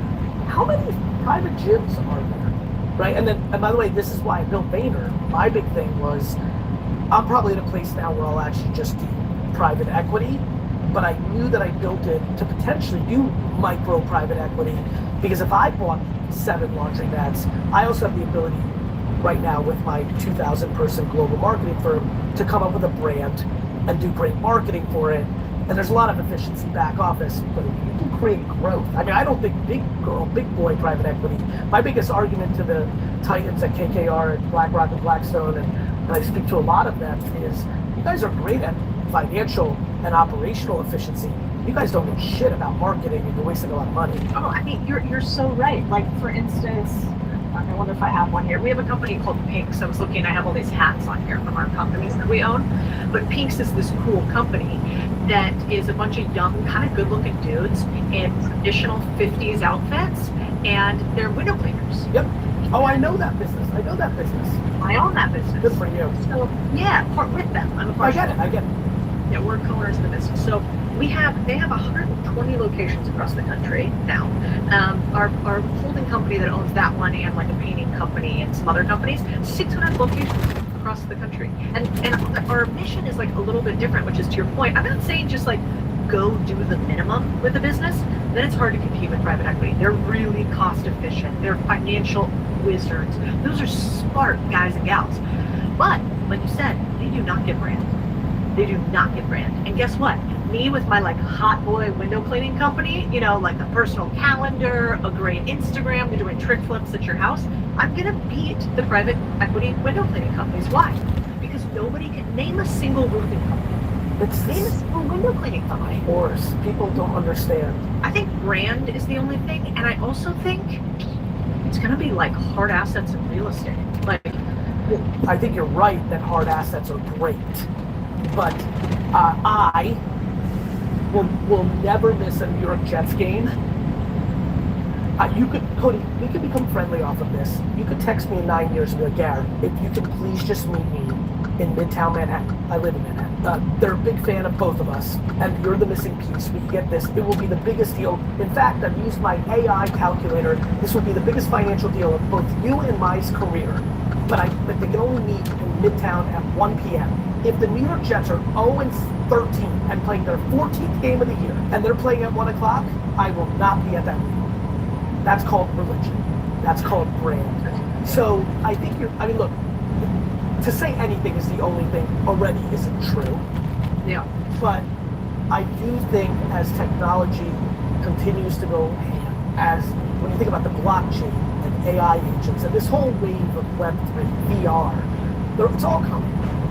I really am a big fan of and I think it makes the act, like, of course you have to common sense and know how to balance your checkbook and all these little things, but if you're asking me what can win in an upset, right? Like if you're gonna upset, like a sports term, like PE's against you and they're much bigger, but you're just like the only thing, you're not gonna have more hard assets than them, you're not gonna have better technology, you're not gonna have better AI, it's going to be brand, and that's why I spend my life on it. Right now, somebody that you know, Gary, or maybe more importantly, somebody that's listening right now, somebody that's your parents, your dad, your uncle, your cousin, has a business that is making them not happy anymore, that maybe just want to retire from. And I don't think we don't need banks, we don't need private equity companies in order to exchange businesses. We used to exchange businesses with apprenticeship.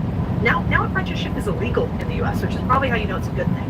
And so break that down for me. I don't know what you just said there. Meaning, I know apprenticeship. I remember, like, your store manager became like your pseudo son or daughter, and they bought it from you, right?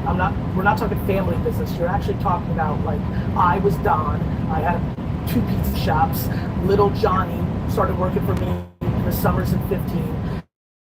He decided to be my store manager. He worked for 22 years. I didn't have any children, or I didn't have any interest in my business, and little Johnny bought the business from me and bought it from me, paying me a little bit year in year.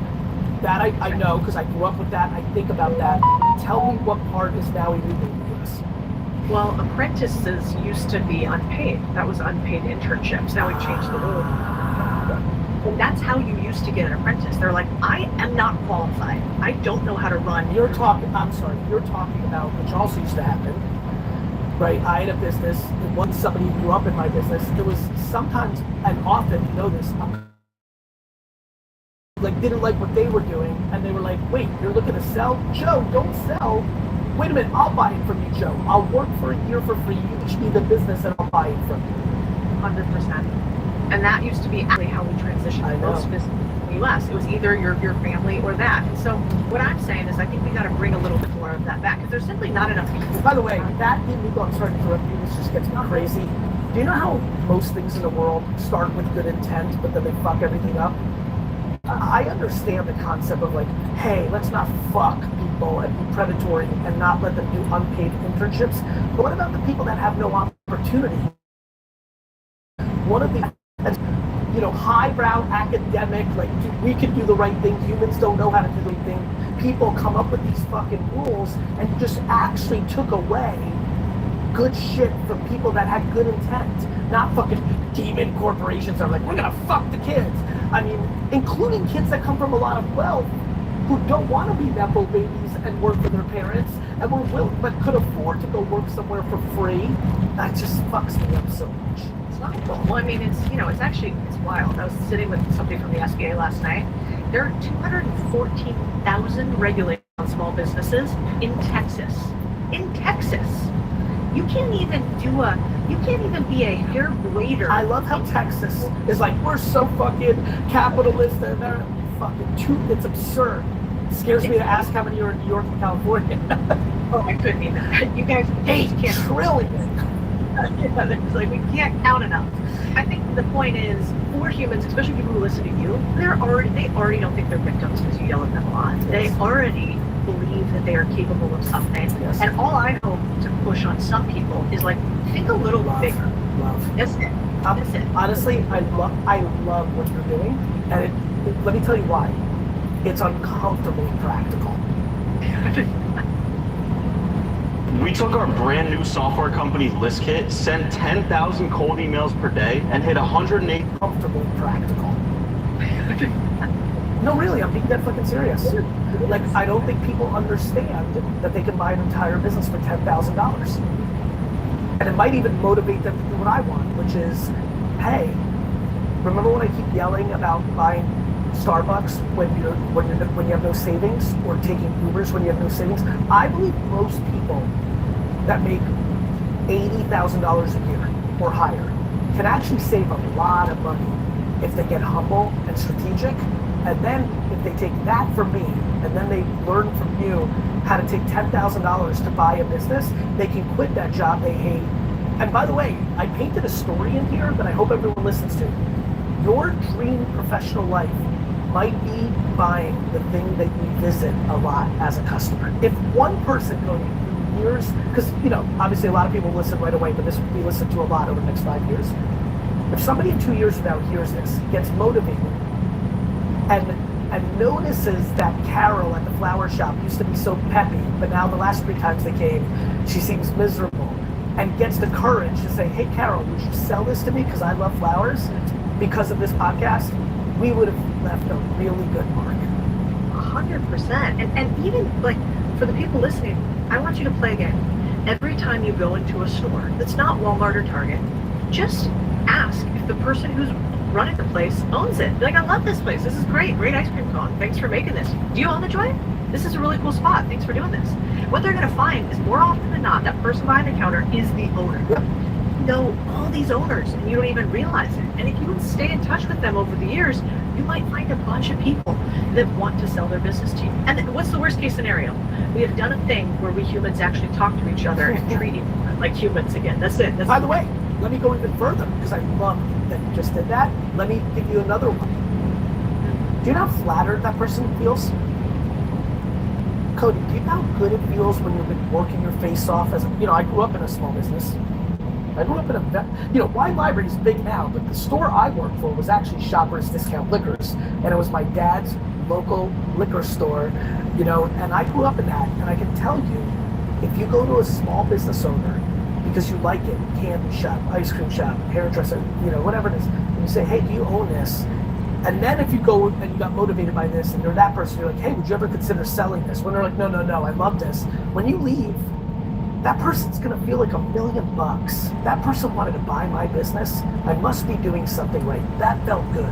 That in a world when small businesses have a lot of customer complaints, even if they're doing a good job, having somebody offer to buy your business is like the greatest thing in the month. So to your point, yes, you're contributing to humans interacting, which is lovely, but I promise you it's actually better than that. You're flattering another human being, which is just a beautiful gesture. Yeah, I think you're right. I mean, we have a saying in our group that there are only 2 types of people. There are helpers and there are Yelpers.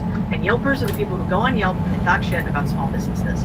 And they don't realize that in order to get rid of 1 negative review, you need 20 if you're a small business. That's the ratio. So every time you do a 20 negative small business, you are taking a small business. And by the way, most small businesses are solopreneurships that run at 10% margin, and they are trying really hard. And so I think giving them a little grace is also really cool. And then, those owners are often a little older. They don't have all the technology that your crew has. They don't understand blockchain. They don't understand brand. And so if you can bring that into a small business and you just get it by shaking hands with an owner and being a decent person, I think our society would be a little bit better. And also, you don't like people buying Starbucks for savings. I don't like people buying Starbucks because have you been to one lately? Where are the chairs, Gary? Where are the chairs? They started out as like the 3rd home, and now I'm like, it's cement. She's mad at me. She spelled my name wrong. I'm getting yelled at. No. Yeah, you know what's funny? It's really funny. Even though I grew up in a family business, I am a little less romantic about the support local business versus corporation. There's plenty of small coffee shops that suck shit, and my Starbucks in the corner is much better than. I hear what you're saying, and let's just take this to a different plane. There's a fuckload of business opportunity for a lot of people listening right now on what you're pushing. So let's get to that point for a second. Main Street Millionaire, everybody, probably one of the things I'm most flattered about and always laugh about. Actually, my family, because I joke about this. This podcast has a really good reputation for selling books, which is funny because I don't read them really. But I do want everybody, if you're interested in this, to pick up the book, Main Street Millionaire. It's really, really, really getting good street cred. I think it's a good read. I think it's a good complement to a lot of things I touch on emotionally and kind of it's there, but I think this goes into the actual details of. So I think it's a good compliment for my audience because I don't go head on in that detail on it. So I think it's a good addition to the repertoire. I knew since I was 8 I was going to be a businessman, and so, you know, I'm 49 now. Like back then, there was no thought of like people knowing who you are. Maybe in the business I was going to be in a little bit. So, Yeah. and then by the time it started happening for me, I was in my mid 30s, I was grown. It still feels incredibly nice. And I also know like why people like my stuff, and I feel like it's for good reasons. It's not because like I can hit a home run or I'm the most attractive man on earth. Like it's because of like something pretty good. I always like when people say thank you instead of like, oh, I've always wanted to meet you, or, you know, that to me is like, oh, okay, we helped you out. Not that it's about me that much. I'm really excited the moment you're in. I know these moments of bursts are always like super fun, so congrats. Thanks. Well, you do a good job, it sounds like, of recognizing them. I was joking with the team when we hit the New York Times bestseller. I was like, I don't know if I feel anything right now. That's so weird. You know, I thought I would feel something. I wish my brother was here, he'd be laughing. He says the single greatest flaw I have is the inability to smell roses. I'm macro grateful, yeah, but I don't really make those kind of goals, nor do I think like much of them either. Yeah, I think I'm the same. Hey, Ryan Reynolds here for Mint Mobile. Now, I first ditched big wireless and started using Mint Mobile way back in 2019. Yeah, I think I'm the same. I was curious though, because this is one of the ones where I think that might be somebody who then ends up liking the process. I feel like that means we probably are both similar in the fact that like we like the process. Like I like the game more than the trophy that comes from the game. Totally. I like the game. I don't think I could stop. Like I don't, when people are like, well, isn't it enough? Or why do you talk online? Why don't you, you know, shut up and be rich and be quiet? I'm always like, well, it doesn't sound that fun. Like, what do you do after a while? I wish I had a hobby. I don't have any fucking hobbies, so that would be helpful. People that don't have hobbies are the big winners in life in some ways. I mean, look, you could be passionate about your career and have like a couple great hobbies, and I think that's like really awesome, but I get it. My work is my hobby, for sure. My only other hobby brings me incredible pain. It's following the New York Jets, so I don't know. I'm staying away from hobbies. You know, you're having a really great moment. I feel like you're popping up a lot, so you're in that moment, but because I also know, because I pay attention to things, it's not like you just started today and different things of that nature. So if I said, give me the 3 minute, you've got the whole floor, I want as many people in the Vayner Nation to have a sense of who you are, take it away. I'm a reformed finance person, basically, and what happened, I think, is what happened to a lot of people, especially in New York, where you are, which is like, I thought there was a path that I was supposed to follow for a long time, like, you know, good little Latina daughter, you go get a nice job, you work in a big corporate field, you go to Wall Street, that's super cool, you work at Goldman Sachs, you climb this ladder, you work at a bunch of big firms, finally you're at the head of the ladder, you run $1 billion in assets under management business in Latin America at First Trust, you think that's kind of cool, and then after being in, you know, in finance on Wall Street, however you want to say it, for let's call it like 12 years, man, I was like, I looked into the future, I looked at the corner office guys, and you know, it was like, and I'm divorced, so no harm, no foul, but it was like 5 or 6 divorces, 47 Lambos, just a lot of stuff that I didn't care about, and they didn't seem very happy. And so I was like, what game are we playing here? And I don't think I want to play anymore. And I really like money and I like the game of business, but it felt a little shallow. And I had started in finance because I was a journalist along the U.S.-Mexico border. And when I thought about why I got into the game originally, it was because my last name's Sanchez. I was along the U.S.-Mexico border. I was covering human trafficking in Juarez. I remember. Yeah. And I remember like watching what happened to people who looked like me. And they were like really terrible things, you know, drug violence, cartel violence. And so I remember thinking, why do I have this life and they don't? And the difference is truly one thing, which is cash. If you have money, not nationality, not race, not sex, but money, then you can assert your will in the world, and somebody else has a harder time asserting it on you, typically. And so that's why I got into finance. And then when I climbed so many ladders, I think at points I forgot about it, I got into it on my own way. And then I was like, oh, wait a second. I don't want to be these people, and I want to get back to my roots. So I started buying little businesses on the side, and maybe not that dissimilar to you've talked about a few times. It was like a little dabble over here because I was too scared to do something really big. I was a corporate wuss, and I made a lot of money, and I didn't want to leave, and I didn't have a big idea. Yeah, golden. You have the golden handcuffs of the money you were making, and so like it makes sense. And again, I think that sometimes people find entrepreneurship, and then they can do it, but like most entrepreneurs actually do it right from the get because they're incapable of doing anything else. And then there's people like yourself who actually had it there, they didn't know. But most people entrepreneurial tendencies, not an actual entrepreneur, and that's where they get caught. You hear the horror stories of somebody right now who's listening and get inspired by you, making $1 million a year, being a big-time lawyer. It's like, yeah, I'm going to go do it, and then they lose everything, and it's not as good. And so you got self-awareness, a big one. So you started to dabble, which I love, and yeah, and I think I really actually I try not to recommend anything. I just say what I do and like what I learned one way or the other, but I don't think enough people tell you, like, you don't have to quit the whole thing, to your point. Like, I bought a couple businesses on the side, little ones. And when you say bought businesses, people go, yeah, it must be nice. If I was rich, I'd do that too. And like, wait a second. Like, my first business that I quote unquote bought was like less than 10K. This was a little online consulting business.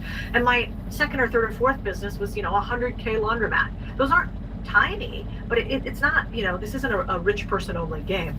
And so I bought those at the side, had somebody else working with me, running them day to day while I was working really long hours. And then eventually I was like, wait a second, this scales. We just buy we buy not one laundromat, but we buy 5 or 6, and then we wrap them up, and then we have efficiencies of scale. And so finally I got to a point where I was like, wait a second, I'm making way more money, and I like it on the side doing this whole business. I'm sorry to interrupt, because it's something that I wanted to, I've dabbled in myself, and was the long-term vision of what I want to build on top of VaynerMedia, VaynerX. I started the advertising agency to build a private equity firm on top of it, but I came up with this term for myself 7-8 years ago called micro private equity, and when I heard you just say that, I'm like, yeah, it's like it's almost like private equity as we know it. They go out and buy the big businesses we know. They buy Dave & Buster's or Crocs or things of that nature. Supergoop. This thing is more like entrepreneurial, but the way you were thinking about it, when you're thinking about buying one laundromat, but then get 5 efficiency scales, that's what I would define as micro private equity. Have you ever thought of it that way? Do you see that? Do you agree, disagree? Now I see it that way. Back then I was like, I just think that this is an efficient way to get more customers faster. Right. Like, why would keep doing that? But I did steal our private equity playbook. I was in private equity, so I'm like, interesting. Got it. Yeah, I'm like, we just do leverage buyouts. And instead of using banks' capital, third parties, aka LP's capital, I'll just use my own, and then I'll try to talk the seller into doing a deal with me. And I didn't even know the term back then. Seller financing is not that normal. In vernacular, I think it's always existed. And so I was like, wait a second, how about I buy part of this? You're kind of old, you're kind of tired, you're kind of sick, you don't want to keep running it. You float me some of it, and I'll give you more of the upside. We'll keep kind of running this thing together. And not everybody's going to give you that deal, but some did. So that's how I thought about it. But now I think this is just, here's my 2 cents. If I have like something I scream from the rooftops of the world, it's that private equity guys are the richest guys in the world. You know this, you know a bunch of them. If it's not private equity guys, it's guys who have bought businesses and do transactions within their business, aka Jeff Bezos, like 194 acquisitions or something like that. So everybody who makes a lot of money buys businesses. It just hasn't been normalized for the little guy. In the same way that real estate hasn't. That's right. Like real estate today, it's normal to buy a house or a few, fix them and flip them up. I think in 20 years that'll be the same way for businesses. They will be commodity. They're tradable, right? Could not agree more. So that's my pitch, is like, let's normalize access to everybody. It doesn't mean that the big guys still can't make a ton of money. BlackRock and Blackstone are doing fine buying single property. Yeah, and by the way, of course that's going to happen, because they're going to be looking at for different things. They're already at a place where, where it's not as interesting. When I was a little kid and I made $1,000 on my first baseball card show, it felt like $1 trillion. And then there was a time that the number became 10,000. 10,000 was like, holy shit. And I will remember, I always had big dreams, but I remember really being like, I need to be someone who can make $100,000 a year. I came from lower middle class, and I was also growing up in the 80s when 100,000 was really what's now considered $1 million in a lot of ways. So, yeah, of course, to your point, Apollo and BlackRock, Blackstone, all these players, KKR, they're going to be looking to buy Coca-Cola, not necessarily, the 3 bodegas that sell Coca-Cola. You're exactly right. You've had a really good run here the last year, and you probably know it better than I do of exact timing. Anything that you feel has led to you kind of hopping off a little bit more than you have? You've been having a consistent climb, but let's not be confused. You're in a little bit of a moment, and I've had different moments where I have moments, and it's just like anything else. it's like a good stock, you know, like a good stock, and then people, and so that's what I would say you've been, but I know you're in your moment right now. For example, just me living my life how I roll, many more people in the last year are like, hey, do you know this? Versus 3 years ago. What if anything, made that happen? A couple things. One, I'm about 3 years in to being on the internet. So I think like your freshman year, you don't fucking do anything, you got no idea. You know, your sophomore year, you're kind of the same. Your junior, like if you're serious about something, that's when you start to make varsity, right? So to use another term, I think from my perspective, I love any business that I get to play. I treat media like a business. You know, we own all these other companies, but if you saw the back end, we just hired a president from a really big name. I'm going to make the announcement this week, and maybe it'll be cool. But this president has run one of the biggest media companies in the world. And I was nervous to bring him in. Like, he's going to see what fucking idiots we are over here. Nope. And what he said instead is he was like, I've never seen a media company that's run like a financial firm. And so, like, I think about it like data. Yeah, I think because it is. And it's just, you can actually predict what's going to happen if you obsess on the data.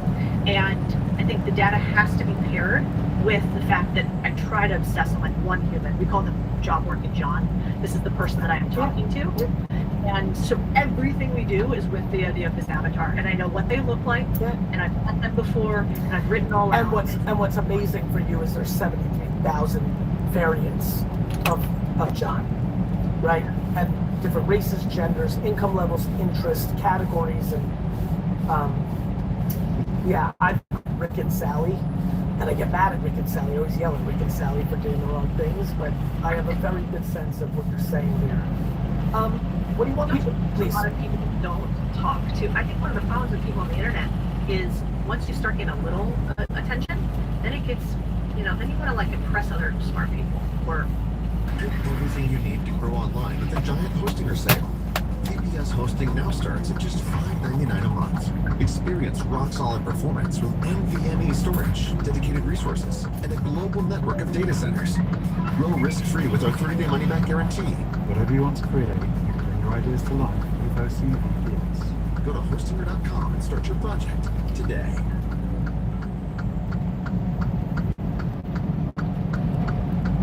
Kids, then you want to like impress other smart people. Or I think a lot of people want fame or notoriety for money and not to work. So I think there's a lot there. I mean, this is what I spend a lot of time on.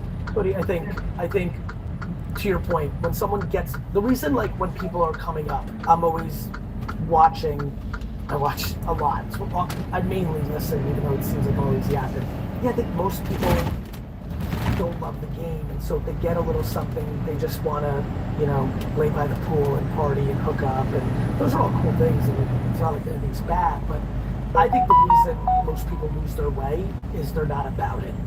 They're not about providing value to the audience, they're not about building something really substantial, and they don't love the game of building things. They want the trophies, they don't want to play the game. So once they played enough of a game to get a trophy, they're like, this was good enough. And by the way, that's amazing. That's amazing. They're allowed. Everyone's allowed to live their life however they want. But I think, to answer your question, I think that's why when you look at it, you're like, oh, why did they do that?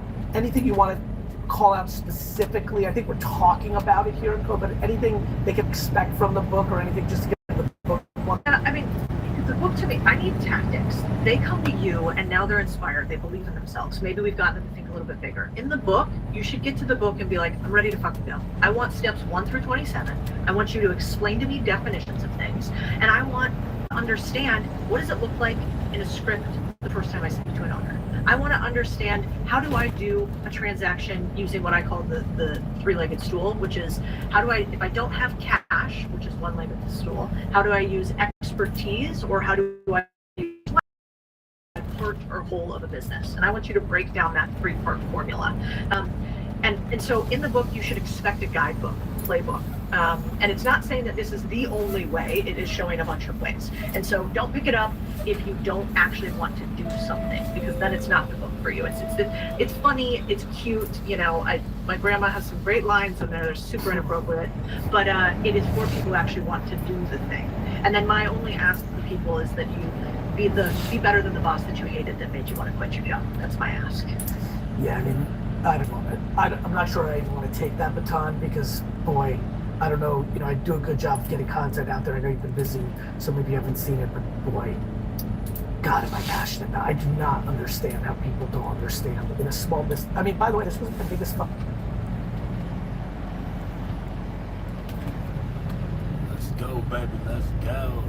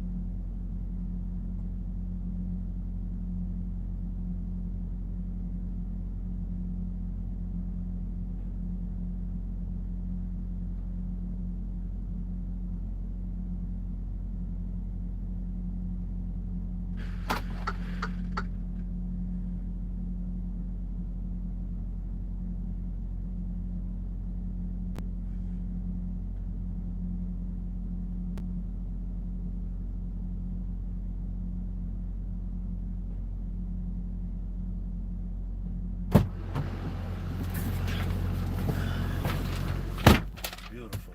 Let's go, let's go, let's go. All right.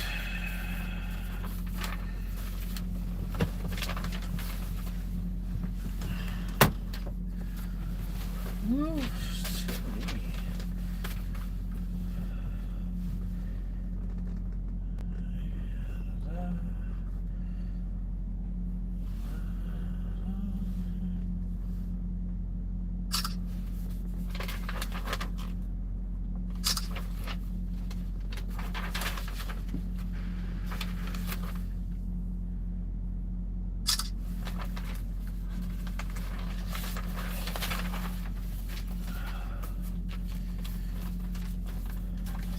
Listo.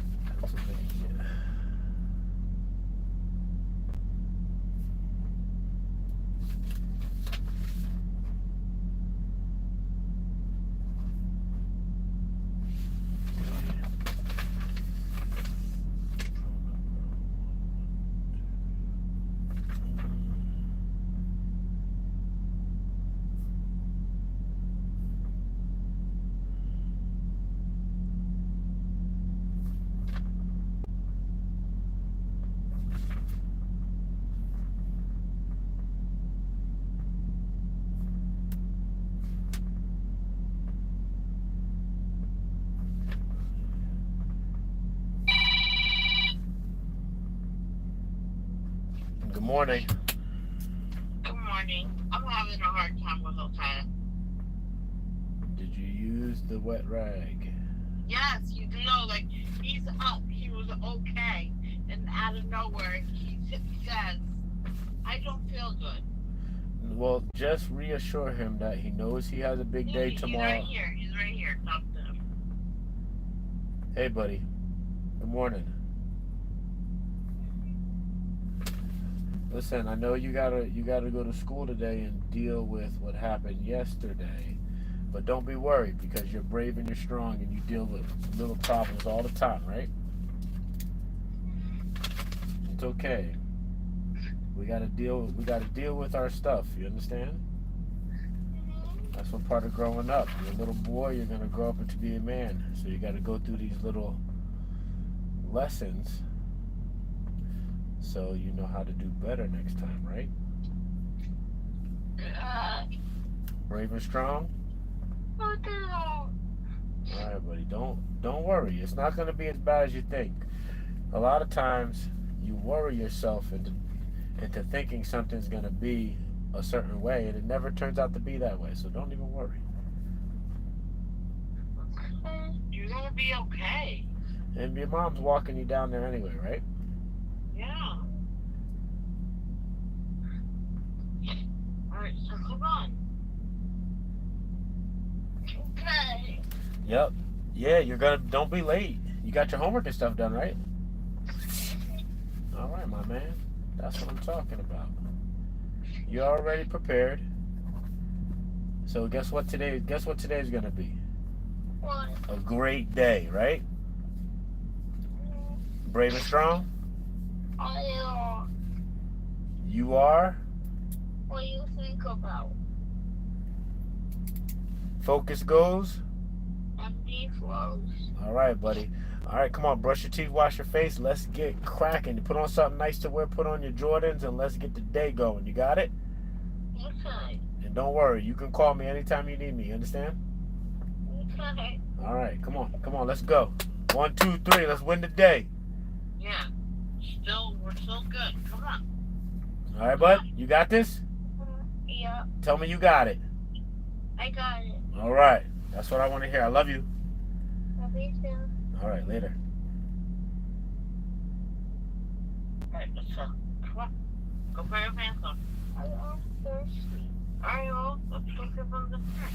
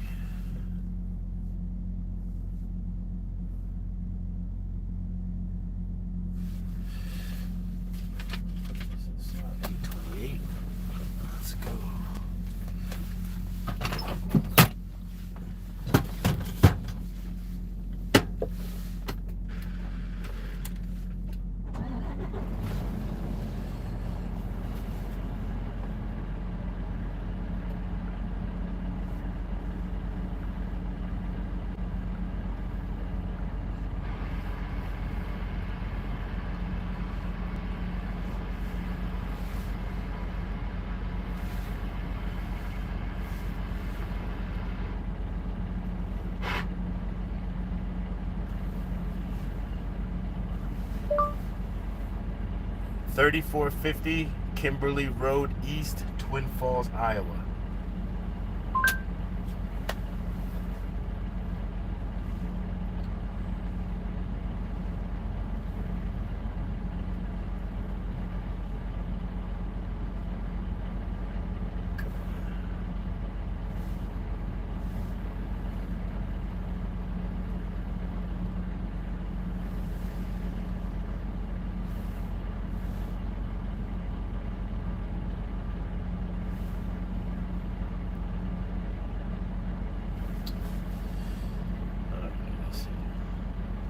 Chobani, 3450 Kimberly Road East, Twin Falls, Iowa.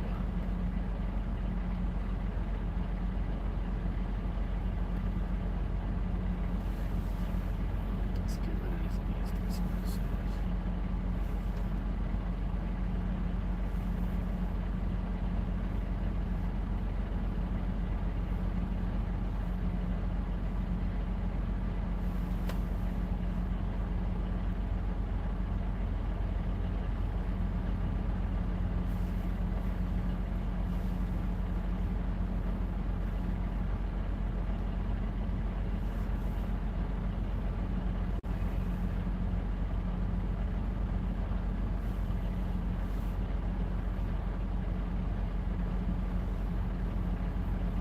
Go.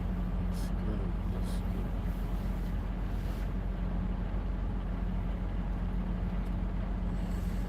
All right.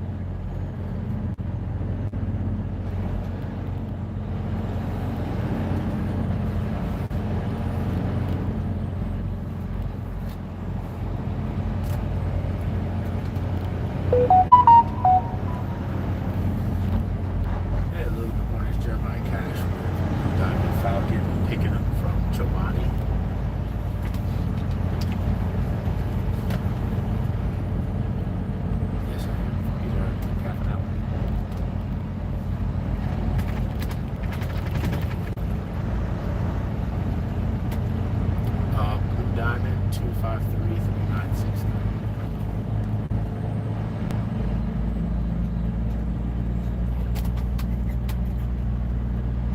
Yeah, about 745. Truck is FT86, trailer